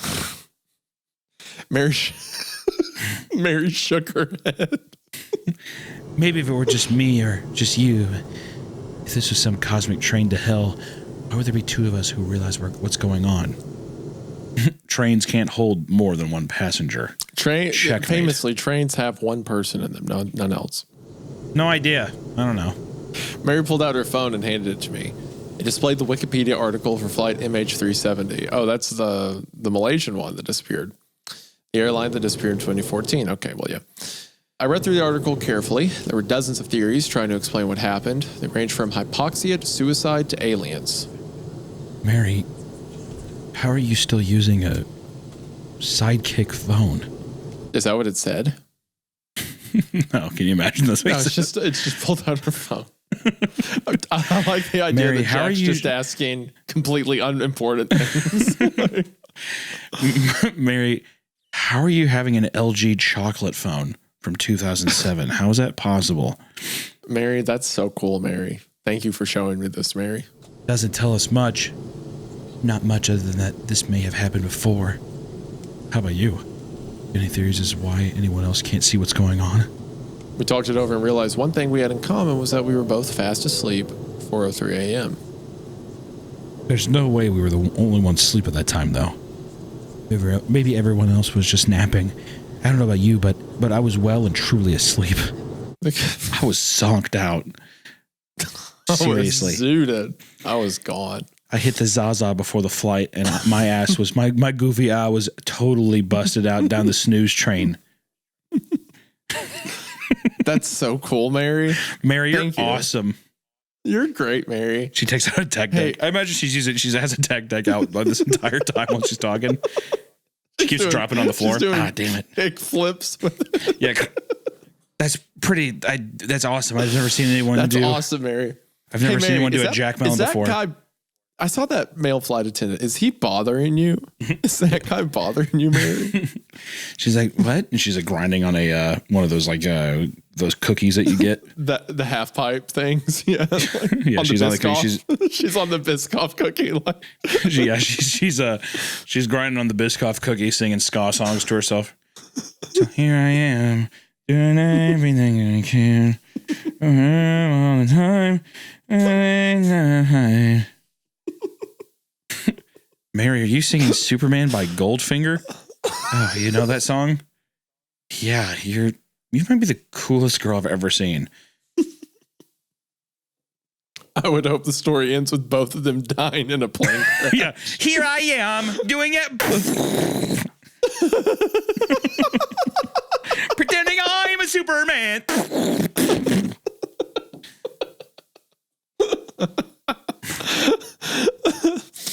The cabin lights flicked off and a dozen red emergency lights in the floor flicked on, casting the cabin in a red glow.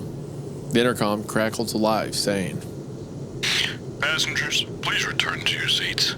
The seatbelt sign is fastened, and we may experience some turbulence. We'll be landing in about an hour. Mary froze. Should I go back? Maybe they won't notice if you're gone, but maybe they already know and they're just trying to separate us. Mary nodded. We should stay together. That's a better idea. The intercom crackled again. Ladies and gentlemen, I am pleased to announce the arrival of the captain. We'll all be given the opportunity to speak with him. Please remain in your seats until he calls you. If you need assistance, don't worry. A flight attendant will happily help you on your way. That's creepy. I like that. The captain's arrived. The idea of someone arriving mid-flight. It's pretty good. Sounds of passengers. Oh my god, did you hear that, Mary? No, sorry, I was messing with this tech deck. What did he say? Nothing, don't worry about it. They look down the road and it's just Captain America. Like Chris Evans. Whoa. Mary, get off that mongoose bike with those sick pegs and we should talk about this. Yeah, he's like really stoked about it. He's like, I love Avengers. That's awesome. She's like, the only captain I know is Shaun White. She's like a big BMX person or something. You're like, what? She's like, yeah, pretty much really Shaun White and into Travis extreme Pastrana.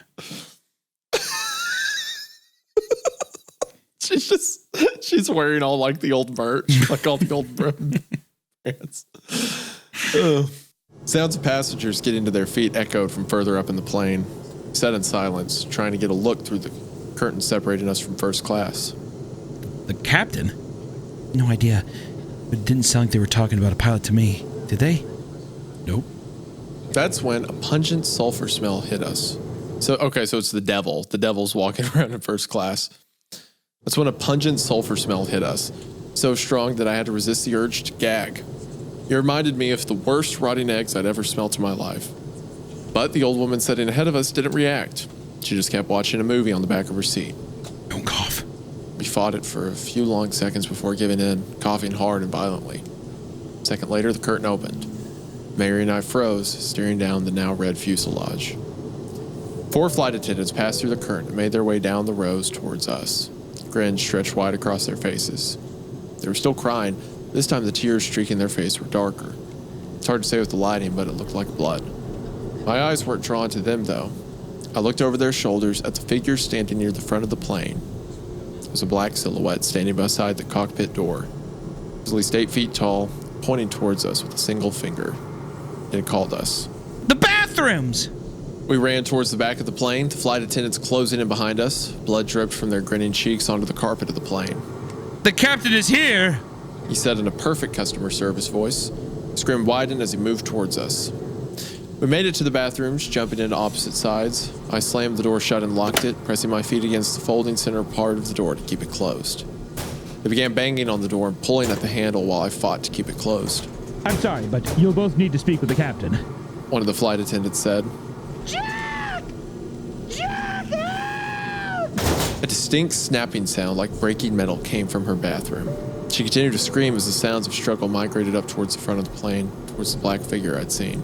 I'd like to say I jumped out and fought them, that I distracted them, or I did something heroic. I didn't. She was carried away, and a few short seconds later, her screaming was cut off. That was a few hours ago, and I'm still locked inside the bathroom.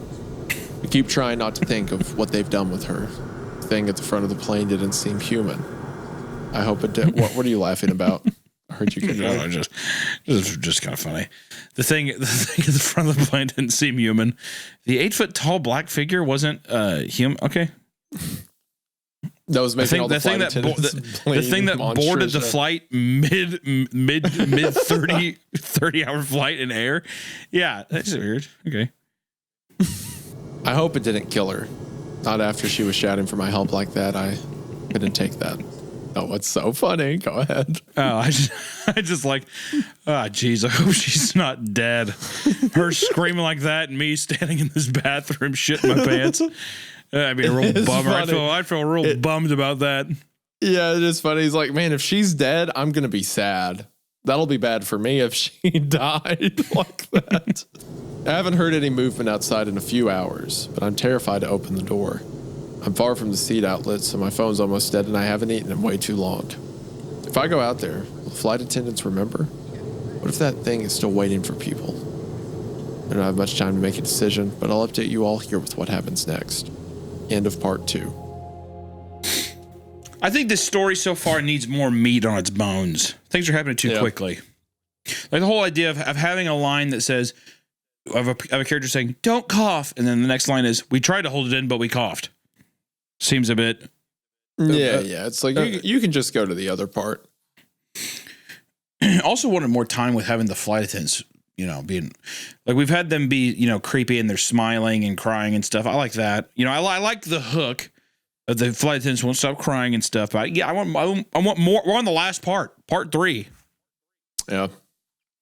Yeah. I want to have a bit more going on. I feel like stuff happens really quickly. Like this girl's here, then she dies. But it's also just, it's a really short story. Maybe they just want to write a really short story, get like the main horror element across rather than a lot of the fluff to it. More kind of like a Goosebumps thing, like a super short little, here's what happened. Yeah. So I can't fault that. I think it's a good premise. I think you could do more with it. Part 3. After another dozen hours or so, dozen hours. He's been on. So I wanted to just say he's been on this plane for like 50 hours. I just want to say that. Yes, yeah, several days at this point. At what point are you like, you know what? Take me. Just fucking take. Yeah, exactly. I would rather die. What am I going to do? Live on a plane forever? Fuck this. Yeah, I'll live back here and hide in this bathroom. That'll be a good way to not die, because I guess you can't die if you're already dead. What do you do, Hunter? You're sitting back there and you look and there's flight attendants and there's the devil in a black robe at the front of the plane. I'd probably say I goofed. I fucked up. You just what I do? You're just like, oh, me? What, this guy? I flew to Japan and that was like a 13-hour flight. Mm-hmm. The thought of being on an airplane for 37 more hours. Like I would just open the latch and I would jump. That's what what am I gonna, am I gonna hide? Do you think you're hiding on a plane? There's you're in the back bathroom. You're not hiding from anything. Like the whole idea bust down the door. The whole idea of the guy be like, would they remember me? Yeah. They probably fucking would. They've seen you here for 50 hours. They know where the bathroom is. Yeah, exactly. The woman screamed your name as they pulled her through to give her to the devil. I wonder if they remember that I'm here. Yeah.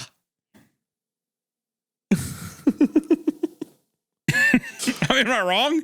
I don't know. No, I mean, yeah, there's not really. I don't know what else he can do in the situation though, other than die or just stay there. Right, die. Okay, all right. Well, fair enough. The lights in the cabin were back to normal and I couldn't smell any sulfur. I cautiously made my way back to my seat and almost cried when the grinning, crying flight attendant came by offering a meal. Crappy airline food was the most delicious thing I'd ever eaten. When I'd finished, my mind immediately turned to Mary. What had happened to her? He waited till he got done eating to think about her. He had to have his in-flight meal. Oh, wait. Oh, fuck. Wait. What happened? Oh, that girl that died. That girl that's dead. Right. Oh, no. I crept down the aisle towards first class, trying to keep a low profile. It's an aisle. It's a plane aisle. You can only be so low profile. Surprisingly, the flight attendants were nowhere to be seen. They'd almost seemed to ignore me, almost as if they wanted me to find her. She had a row to herself and was staring down at her phone in the window seat. I slid into the aisle and shook her arm. Mary. She pulled out her headphones and stared at me with a surprised expression. Yeah? What's going on? Are you okay? What did that thing do to you? What did they do to you? I'm sorry. Remind me how I know you? What do you mean? I realized with sinking horror that she had no idea who I was. Fought back tears. Mary, how long have you been on this flight? She checked the watch on her wrist. Well, it's 4:03 a.m., so a few hours at least. She stared at me the same way you'd look at a person claiming they were the second coming of Christ. Her tone was low and reassuring. Hey, don't worry too much. Look on the bright side. We'll be landing in about an hour. I felt an iron grip on my arm and looked up to see 2 flight attendants. Sir, this area is for first-class passengers only. They were still crying and grinning, but just with tears this time. I could still see streaks of blood staining in the front of their uniforms, though. I was escorted back to my seat where I spent the next several days. Attendants continued to stop by with food. I would use the bathroom and soon was going absolute crazy with the monotony. In retrospect, those few days weren't so bad. There's a lot of content on the internet after all, even with the crappy plane Wi-Fi. No, it didn't get really bad until around 10 days later when the Wi-Fi failed. I like how the Wi-Fi failing is him like, all right, it's time. I'm in hell. It's time for this to be over. No Wi-Fi, kill me with a gun. I want to die. It was sometime a week later. Dude, a week? This guy's been on here for like 2 weeks at this point. Well, imagine sitting in the same position. I mean, that's torture. It's fucking torture. Yeah. It was sometime a week later that I lost control and began screaming for a flight attendant. It took him that long. That is longer than it would take you to break. Me? They didn't come for several minutes, but eventually one did. Just let me see the captain. The flight attendant bent low and spoke with the same customer service voice. I'm sorry, sir. The captain has made his decision regarding you quite clear. You didn't answer his call and will, therefore, wait. How long? Quite a while, I'm afraid. Don't worry, though, sir. We'll be landing in about an hour. She straightened and walked away. That's funny. It's like the devil was up there like, oh, I just need to punch your ticket so you can, like, you know, not go to hell. Yeah, I mean, it kind of makes it seem like this time, let her leave, guy, you know? That's what he gets. That's what he gets for not walking up. He has to be in plain time prison forever. Let me out! Nope, sorry, sir. Sorry, Go back sir. back in the fuselage. I started making notches on various parts of the seat back to keep track of different things. 1 notch for each time I used the bathroom, 1 for each meal, 1 for every time I watched a given movie, that sort of thing. It was hell. I watched every movie in the seat back a dozen times over. If I ever acted out badly enough, I would be escorted back to my seat by 1 or more flight attendants. Any attempt at conversation with other passengers was met with confusion by them, followed by a quick escort back to my seat. I'd guess it was on or around day 30 that, oh my gosh. You know, okay, so this is actually cooler. Like, I like the idea of the horror isn't, oh, there's something creepy in the plane. It's like he's in here forever. Like, he's stuck in the same plane over and over. That's cool. I guess it was around day 30 that, in a moment of panic and psychosis, I broke my laptop and phone, screaming at the top of my lungs. No one around me reacted in any way. 2 months later, I stunk. Muscles in my legs were tight and cramped constantly. I finally concluded that suicide was my only option after my 128th rewatch of Thor Ragnarok. Actually, that's a pretty good solution to come to after watching that movie. Very much, I think. It's funny because I made the Captain America joke earlier, and now he's Yeah, unintentional bear trap. That's always fun to have. Yeah. I got to my feet and limped towards the emergency. Oh wait, I have a soundboard now with this new setup. Oh, good. Let me see. Give me one. Hold on, let me hit. This is becoming very professional. I don't know. I don't think you can hear it because it's just an OBS. But I've got like the trombone. That's pretty good, right? I'm sure it sounds good to them. I've got an air horn. Hope you like that. It's still going. What else I got? I got crickets. I got applause. This is great because I can hit you with these without you knowing it. I've got chimes. Oh, I've got a rim shot. Yeah, there we go. Excellent. So, a monster? What's that sound like? Oh, does this make my voice sound like a monster? Oh. Without this one, I sound like a small robot now. I can pitch my voice up, whatever that means. Does this sound good, everyone? just play. To think this is Attention gamers. Attention gamers. Yeah, that was a good side step in the middle of the episode for no reason. What were you about to say? You think what? Oh, nothing. I got to my feet and limped towards the emergency exit. I knew normally the pressure inside the airplane forced the doors closed, but I figured that nothing about my situation was normal. If this didn't work, I'd find some other, more painful way to go. Grabbed at the handle and swung it up. To my shock, the door opened easily, though no wind of any kind whipped around the cabin. Remained the standard, slightly too cold temperature that it had been for the past who knew how long. Yeah, Hunter, realistically, you should kill yourself after 2 days, right? That's what it's like. If you think about it, that's what I need to do. He has the mental fortitude of like, I trained really think about being on a plane for, 2 days is probably, it's a long time, but I think honestly around a week, you would buckle. Of the crying flight attendants and no one's like acting like it's weird and they keep saying an hour, I feel like you would think something was going on, right? Well, it would just be so comfortable. It would be so uncomfortable. That's why I'm like I think your muscles would start fucking up way before 2 months. Like I think like your legs would probably get all locked up and shit. Yeah, I suppose. I don't know. I feel like I'd kill myself a lot sooner. Oh, trust me. I would immediately. I'm just saying I think people could probably handle it for a bit. Yeah, we've established you would halfway through the pre-designated flight time. Yeah, I would already be diving for that fucking door. I'd have to be holding you back in the aisle. Exactly. They're like, no, sir, no. And I'm like, get on me. That's what I'd be doing the whole time. Let me go. Let me go to God. The open door called to me, a black portal out of the plane. I stared at it for a long moment, almost too long. An attendant's hand grabbed my shoulder, pulling me away. A fit of anger and strength that surprised me, I wrenched away and jumped out of the plane. The wind whipping past my face, almost magical, a new sensation after so many months of the same. The ocean below me grew closer and larger, and I realized that suddenly, I didn't want to die after all. Great time. It grew larger and larger and larger until it seemed that all I could see was darkness and waves. I impacted the surface of the water so fast and hard that my entire body jerked around in the seat. Pulled my hand back, sucking at my bruised knuckle. I'd hit it on the seat in front of me. No. I whispered, then shouted. No. A flight attendant ran down the aisle, kneeling beside me. Are you okay, sir?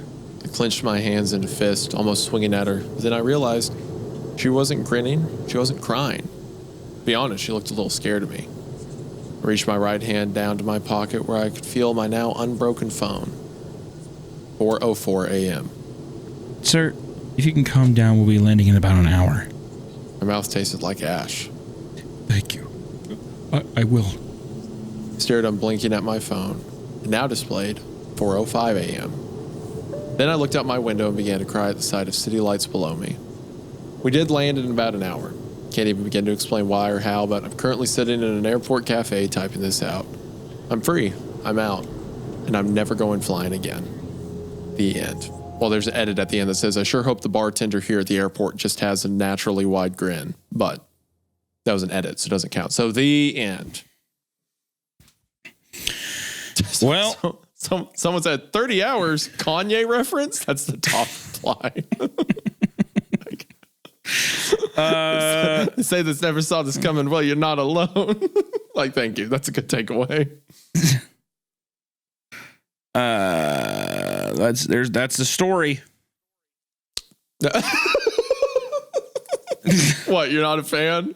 It's not your favorite. I guess I'll say this. I guess I'll say that the idea is interesting, although I don't know. I mean, the plane purgatory thing, and then also, there's just a bunch of, I guess, snooty little complaints I have. I feel like maybe aren't even beneficial, but as always, with a lot of these things that are just they go by so quick, is that you just need a bit more time with the characters. Like, I don't really think I even give a fuck about the main character or Mary or anything. Like, there's nothing that really grounded me to them to maybe like I could be sympathetic to a situation of like, yeah, being on this plane would suck, but like really being invested into the character, is such an important part of writing and storytelling that like, you can have the creepy, weird, like smiling attendants, but like, I just wish there was more of everything. Also, everything was just kind of like, I don't know. It's just it seems like this story seems like it was kind of just a bit of an afterthought. Like it just seemed like somebody who was just like, I'm gonna write this in my free time, like or on my break, my lunch break. I'm gonna write on my lunch break at work. I feel, which is fine. I mean, why not, right? I've posted stuff like that before. I feel like the time should have been spent on the several months rather than the months coming at the end of the third part. I think that was more interesting. I think it's a cool concept. It seems to me the idea at the end is like you've got to escape. You have to like want to be out. So him jumping out of the plane is kind of like him saying he's leaving. You could interpret it as the whole "it's all just a dream" thing, but it sounds more so to me like he was in a test of sorts that the captain put up, or the devil, or whatever. So it had little touches. I wish there was more. I wish there was more time spent. Like my favorite parts of the story were like, oh, I started writing scratches on the back of the seat to see how long I'd been there. That's cool to me. The idea of like a seat in an aisle becoming a sort of purgatory or like a prison cell that you're keeping tally marks of stuff inside of. I wanted more of that. So it certainly has potential. I like the concept more than anything, I think. And this was one of the author's first stories, and he has a ton. So I'd be interested in seeing what else they did, or like more recent stuff they did at some point, but seemed pretty prolific on NoSleep. There's meat there. I'd like to see it expanded on somewhat, but I thought it was fun. I thought it was a fun read. Not everything has to be super long and stuff. It's just a fun little bite-sized I'm not advocating for things to be long. I just think like I think just like giving more time of like, what are we trying to accomplish with this section and stuff? Like I think like the idea of being stuck on even a 12-hour flight is long, you know? So getting to like 30 hours is insane. That's like a very insane thing. I think if I had to parallel it with any other story, it's I'm at the Glenmont Metro, shoot me, whatever. I don't think that story was the longest. That's what I was thinking of. I don't think that is the longest story, but I think it has enough meat on its bones that it is like when you first get into it, it feels like like the first waves feel like eternity until after a while when the person telling the story has been around it so long that like eons are passing, you know, like to the reader, it's as simple as that, because we've already built up this thing to where now it's like, you know, months are meaningless because I've been here eons. So it's like it's time moves relatively fast the longer in the story that it appears to go. But I think like building that up more and building, I think like, and this is all obviously hindsight, whatever. Sure. You know, it is what it is. I'm just saying for the thought of discussion and stuff like that, you know, if you have a character doing this, like establishing, I think like maybe establishing a bit of the rules, and then also just the kind of general chaotic nature of this. I mean, like a guy not freaking out and stuff is crazy, whatever. Like him just kind of being like, oh, okay. And like the people come over and all they really say is like, sir, you're gonna have to calm down. Like after a while, he'd probably say, go fuck yourself or something. And then like, what's that repercussion look like if he's not being amicable that way? You know what I mean? But also just having it be a thing of I jumped out the window or I jumped out the door and now my plane's landing. That didn't feel like very satisfying or earned to me or whatever. You know what I mean?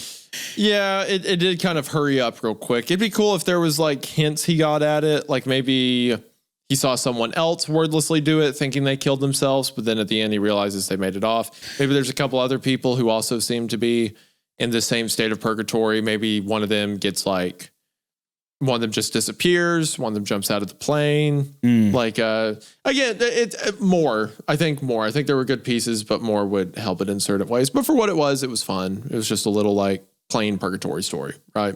Did you have fun, Isaiah? Yeah, I had fun talking about Flight Plan. Flight Plan's pretty good. Flight Plan's pretty funny. So I looked at the end of it, and apparently she becomes like some. No, hero. don't tell me. I want to watch it. Don't tell me. I want to watch it. Okay. All right. Okay. I want to watch fun with Flight Plan. And I think just playing around more with like what's going on outside. We only see outside once. It's an ocean. You know what I mean? Or whatever. Yeah. Which is just it's supposed to be a dark ocean or whatever, but I don't know. Fucking pull out some Twilight Zone shit. Is like, do you see the captain on the wing? Like, how crazy would it be if they're just like, oh my God, I think I see somebody. Oh, that's the captain. What? Isn't there an old Twilight episode where the premise is it's William Shatner. There's something on the plane. Something. Yeah. It's like the best, right? That's like the best fucking Twilight Zone episode ever. How does it end?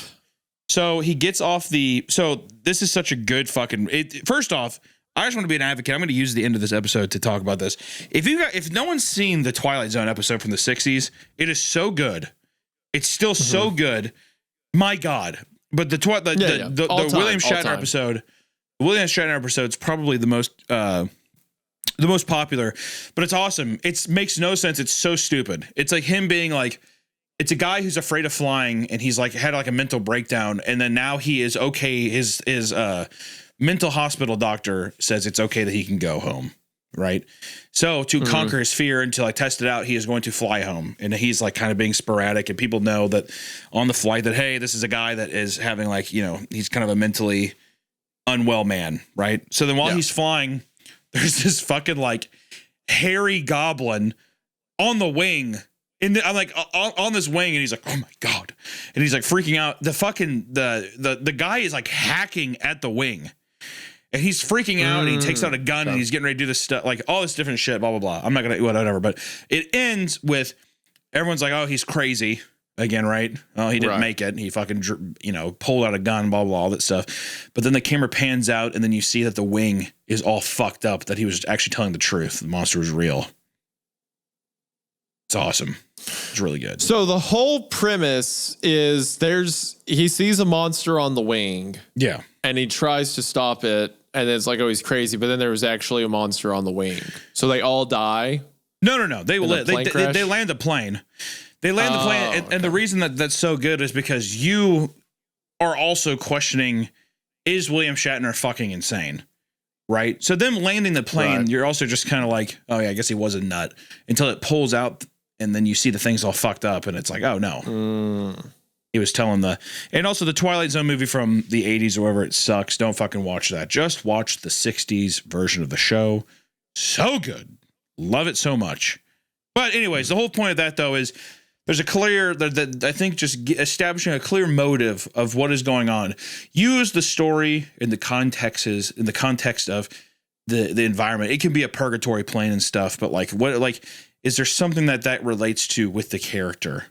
Your themes need to always be revolving around your character and stuff like that. I say always, but I just mean generally it's a good idea to have it be something that your character is a driving force to all the things that are happening and everything. And there can be outside evil forces that are coming in and doing stuff, but I think the entire motivation should be based around your main character or that kind of thing. At least that, like I said, in a basic matter.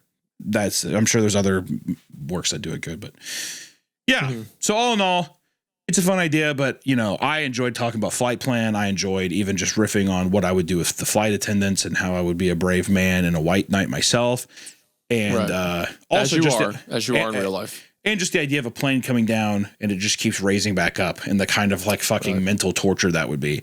Or even the baby eating thing. Out of those, did you like the baby eating thing, or did you like the ass being blown out thing more? I think the baby eating thing because it's a different one to be like, I'm going to die. But it's like, oh, I've got to kill someone. I've got to kill someone that probably doesn't know what life is yet. I have to take a life before it's had a chance to live. Like, actually, that's probably pretty good. I like that. That's probably even a better thing is, what if you had to eat someone's spouse? You had to eat a wife's husband. So he's like a fully conscious man who's like, I'm in the middle, like my wife's pregnant. Just a guy? Yeah. Just a guy? Yeah, because a baby doesn't know what's going on. I mean, it's sad. Right. But I like how you phrase eating a man as a wife's spouse. So just a guy. Well, I meant a spouse, and I was like, I wanted to specify that it was the husband. My thoughts were not arranged there correctly, but also known as a wife's spouse. Is that not correct? A husband? It's a complicated way to say husband, but yeah. Like I said, my thoughts weren't collected there. But I will say, if you had to eat a full man, like not even just part of him, you had to eat him bones and all. And the flight attendants, they can be crying and shit, and they put like apple butter over it, and it makes the bones soft. He's even like, I didn't think I'd be able to eat through the bones, but I was able to dig through because they put something on it and it made it all soft and squishy like Jell-O. Right. Sure. Okay. Yeah, that'd be awesome, dude. Yeah. I'm just all right. You know what? Never mind then. Never mind. Thank you guys so much for watching this show. Our most recent comment on the Patreon is someone commented and said, "I just want to get pig roasted by you two, man." Oh, sorry, am I oversharing now? Is that too much? No, I would love a comment that just says something like, you know, this is a fun read, guys. Appreciate your time. I don't think we get those. Instead, we get the pig roast comments. I don't think that's our kind of channel, Hunter. I don't think. Actually, if anything, I want people to have in the comments. I want you to say, did you like the baby eat the butthole idea or eating another human being? Because the top comment on our last episode is, "Bro turned 18 and became a state mandated bottom." That's the audience we've cultivated. That's the kind of people we put together. Also, by the way, from the last episode, Turk, the YouTuber Turk we mentioned, he posted a few hours ago on his YouTube and just said, "Who is Turk Brownie?" So I'm glad that all of you immediately sprinted over there. Everyone who left love on Turk's channel. That's a amazing. guy that hasn't posted a YouTube video in a year. And then he logs in to see. He's just kidding. Just so much stuff. And then, you people commented on that after he mentioned that.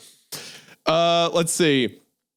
Anyways, the 17th subject in the Fleshgate Revival Project was a success as he turned to life somewhere in the facility after we administered lethal shocks to his body. And then someone referred to the story as the crash out that resulted from this Yowie fanfic was beautiful. What is Yowie? What does that mean? Thank you all so much for watching this episode of Creepcast. Thank you so much to my my co-host here, Hunter. Appreciate you all. Be sure to show the author Worcester Street some love. We'll have their stuff linked in the description. They've wrote a ton of stuff. Be sure to check it out. Appreciate the audio listeners and Patreon as always. You guys mean a lot, and we will see you in the next one. Bye. Guys.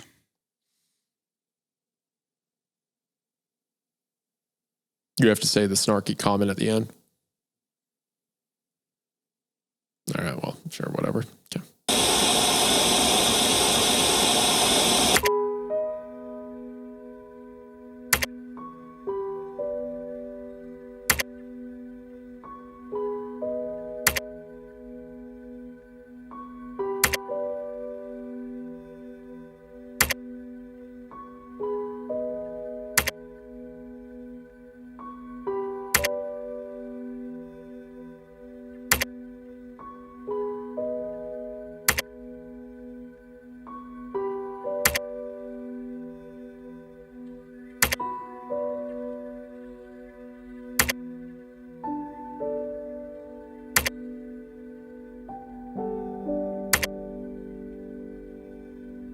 you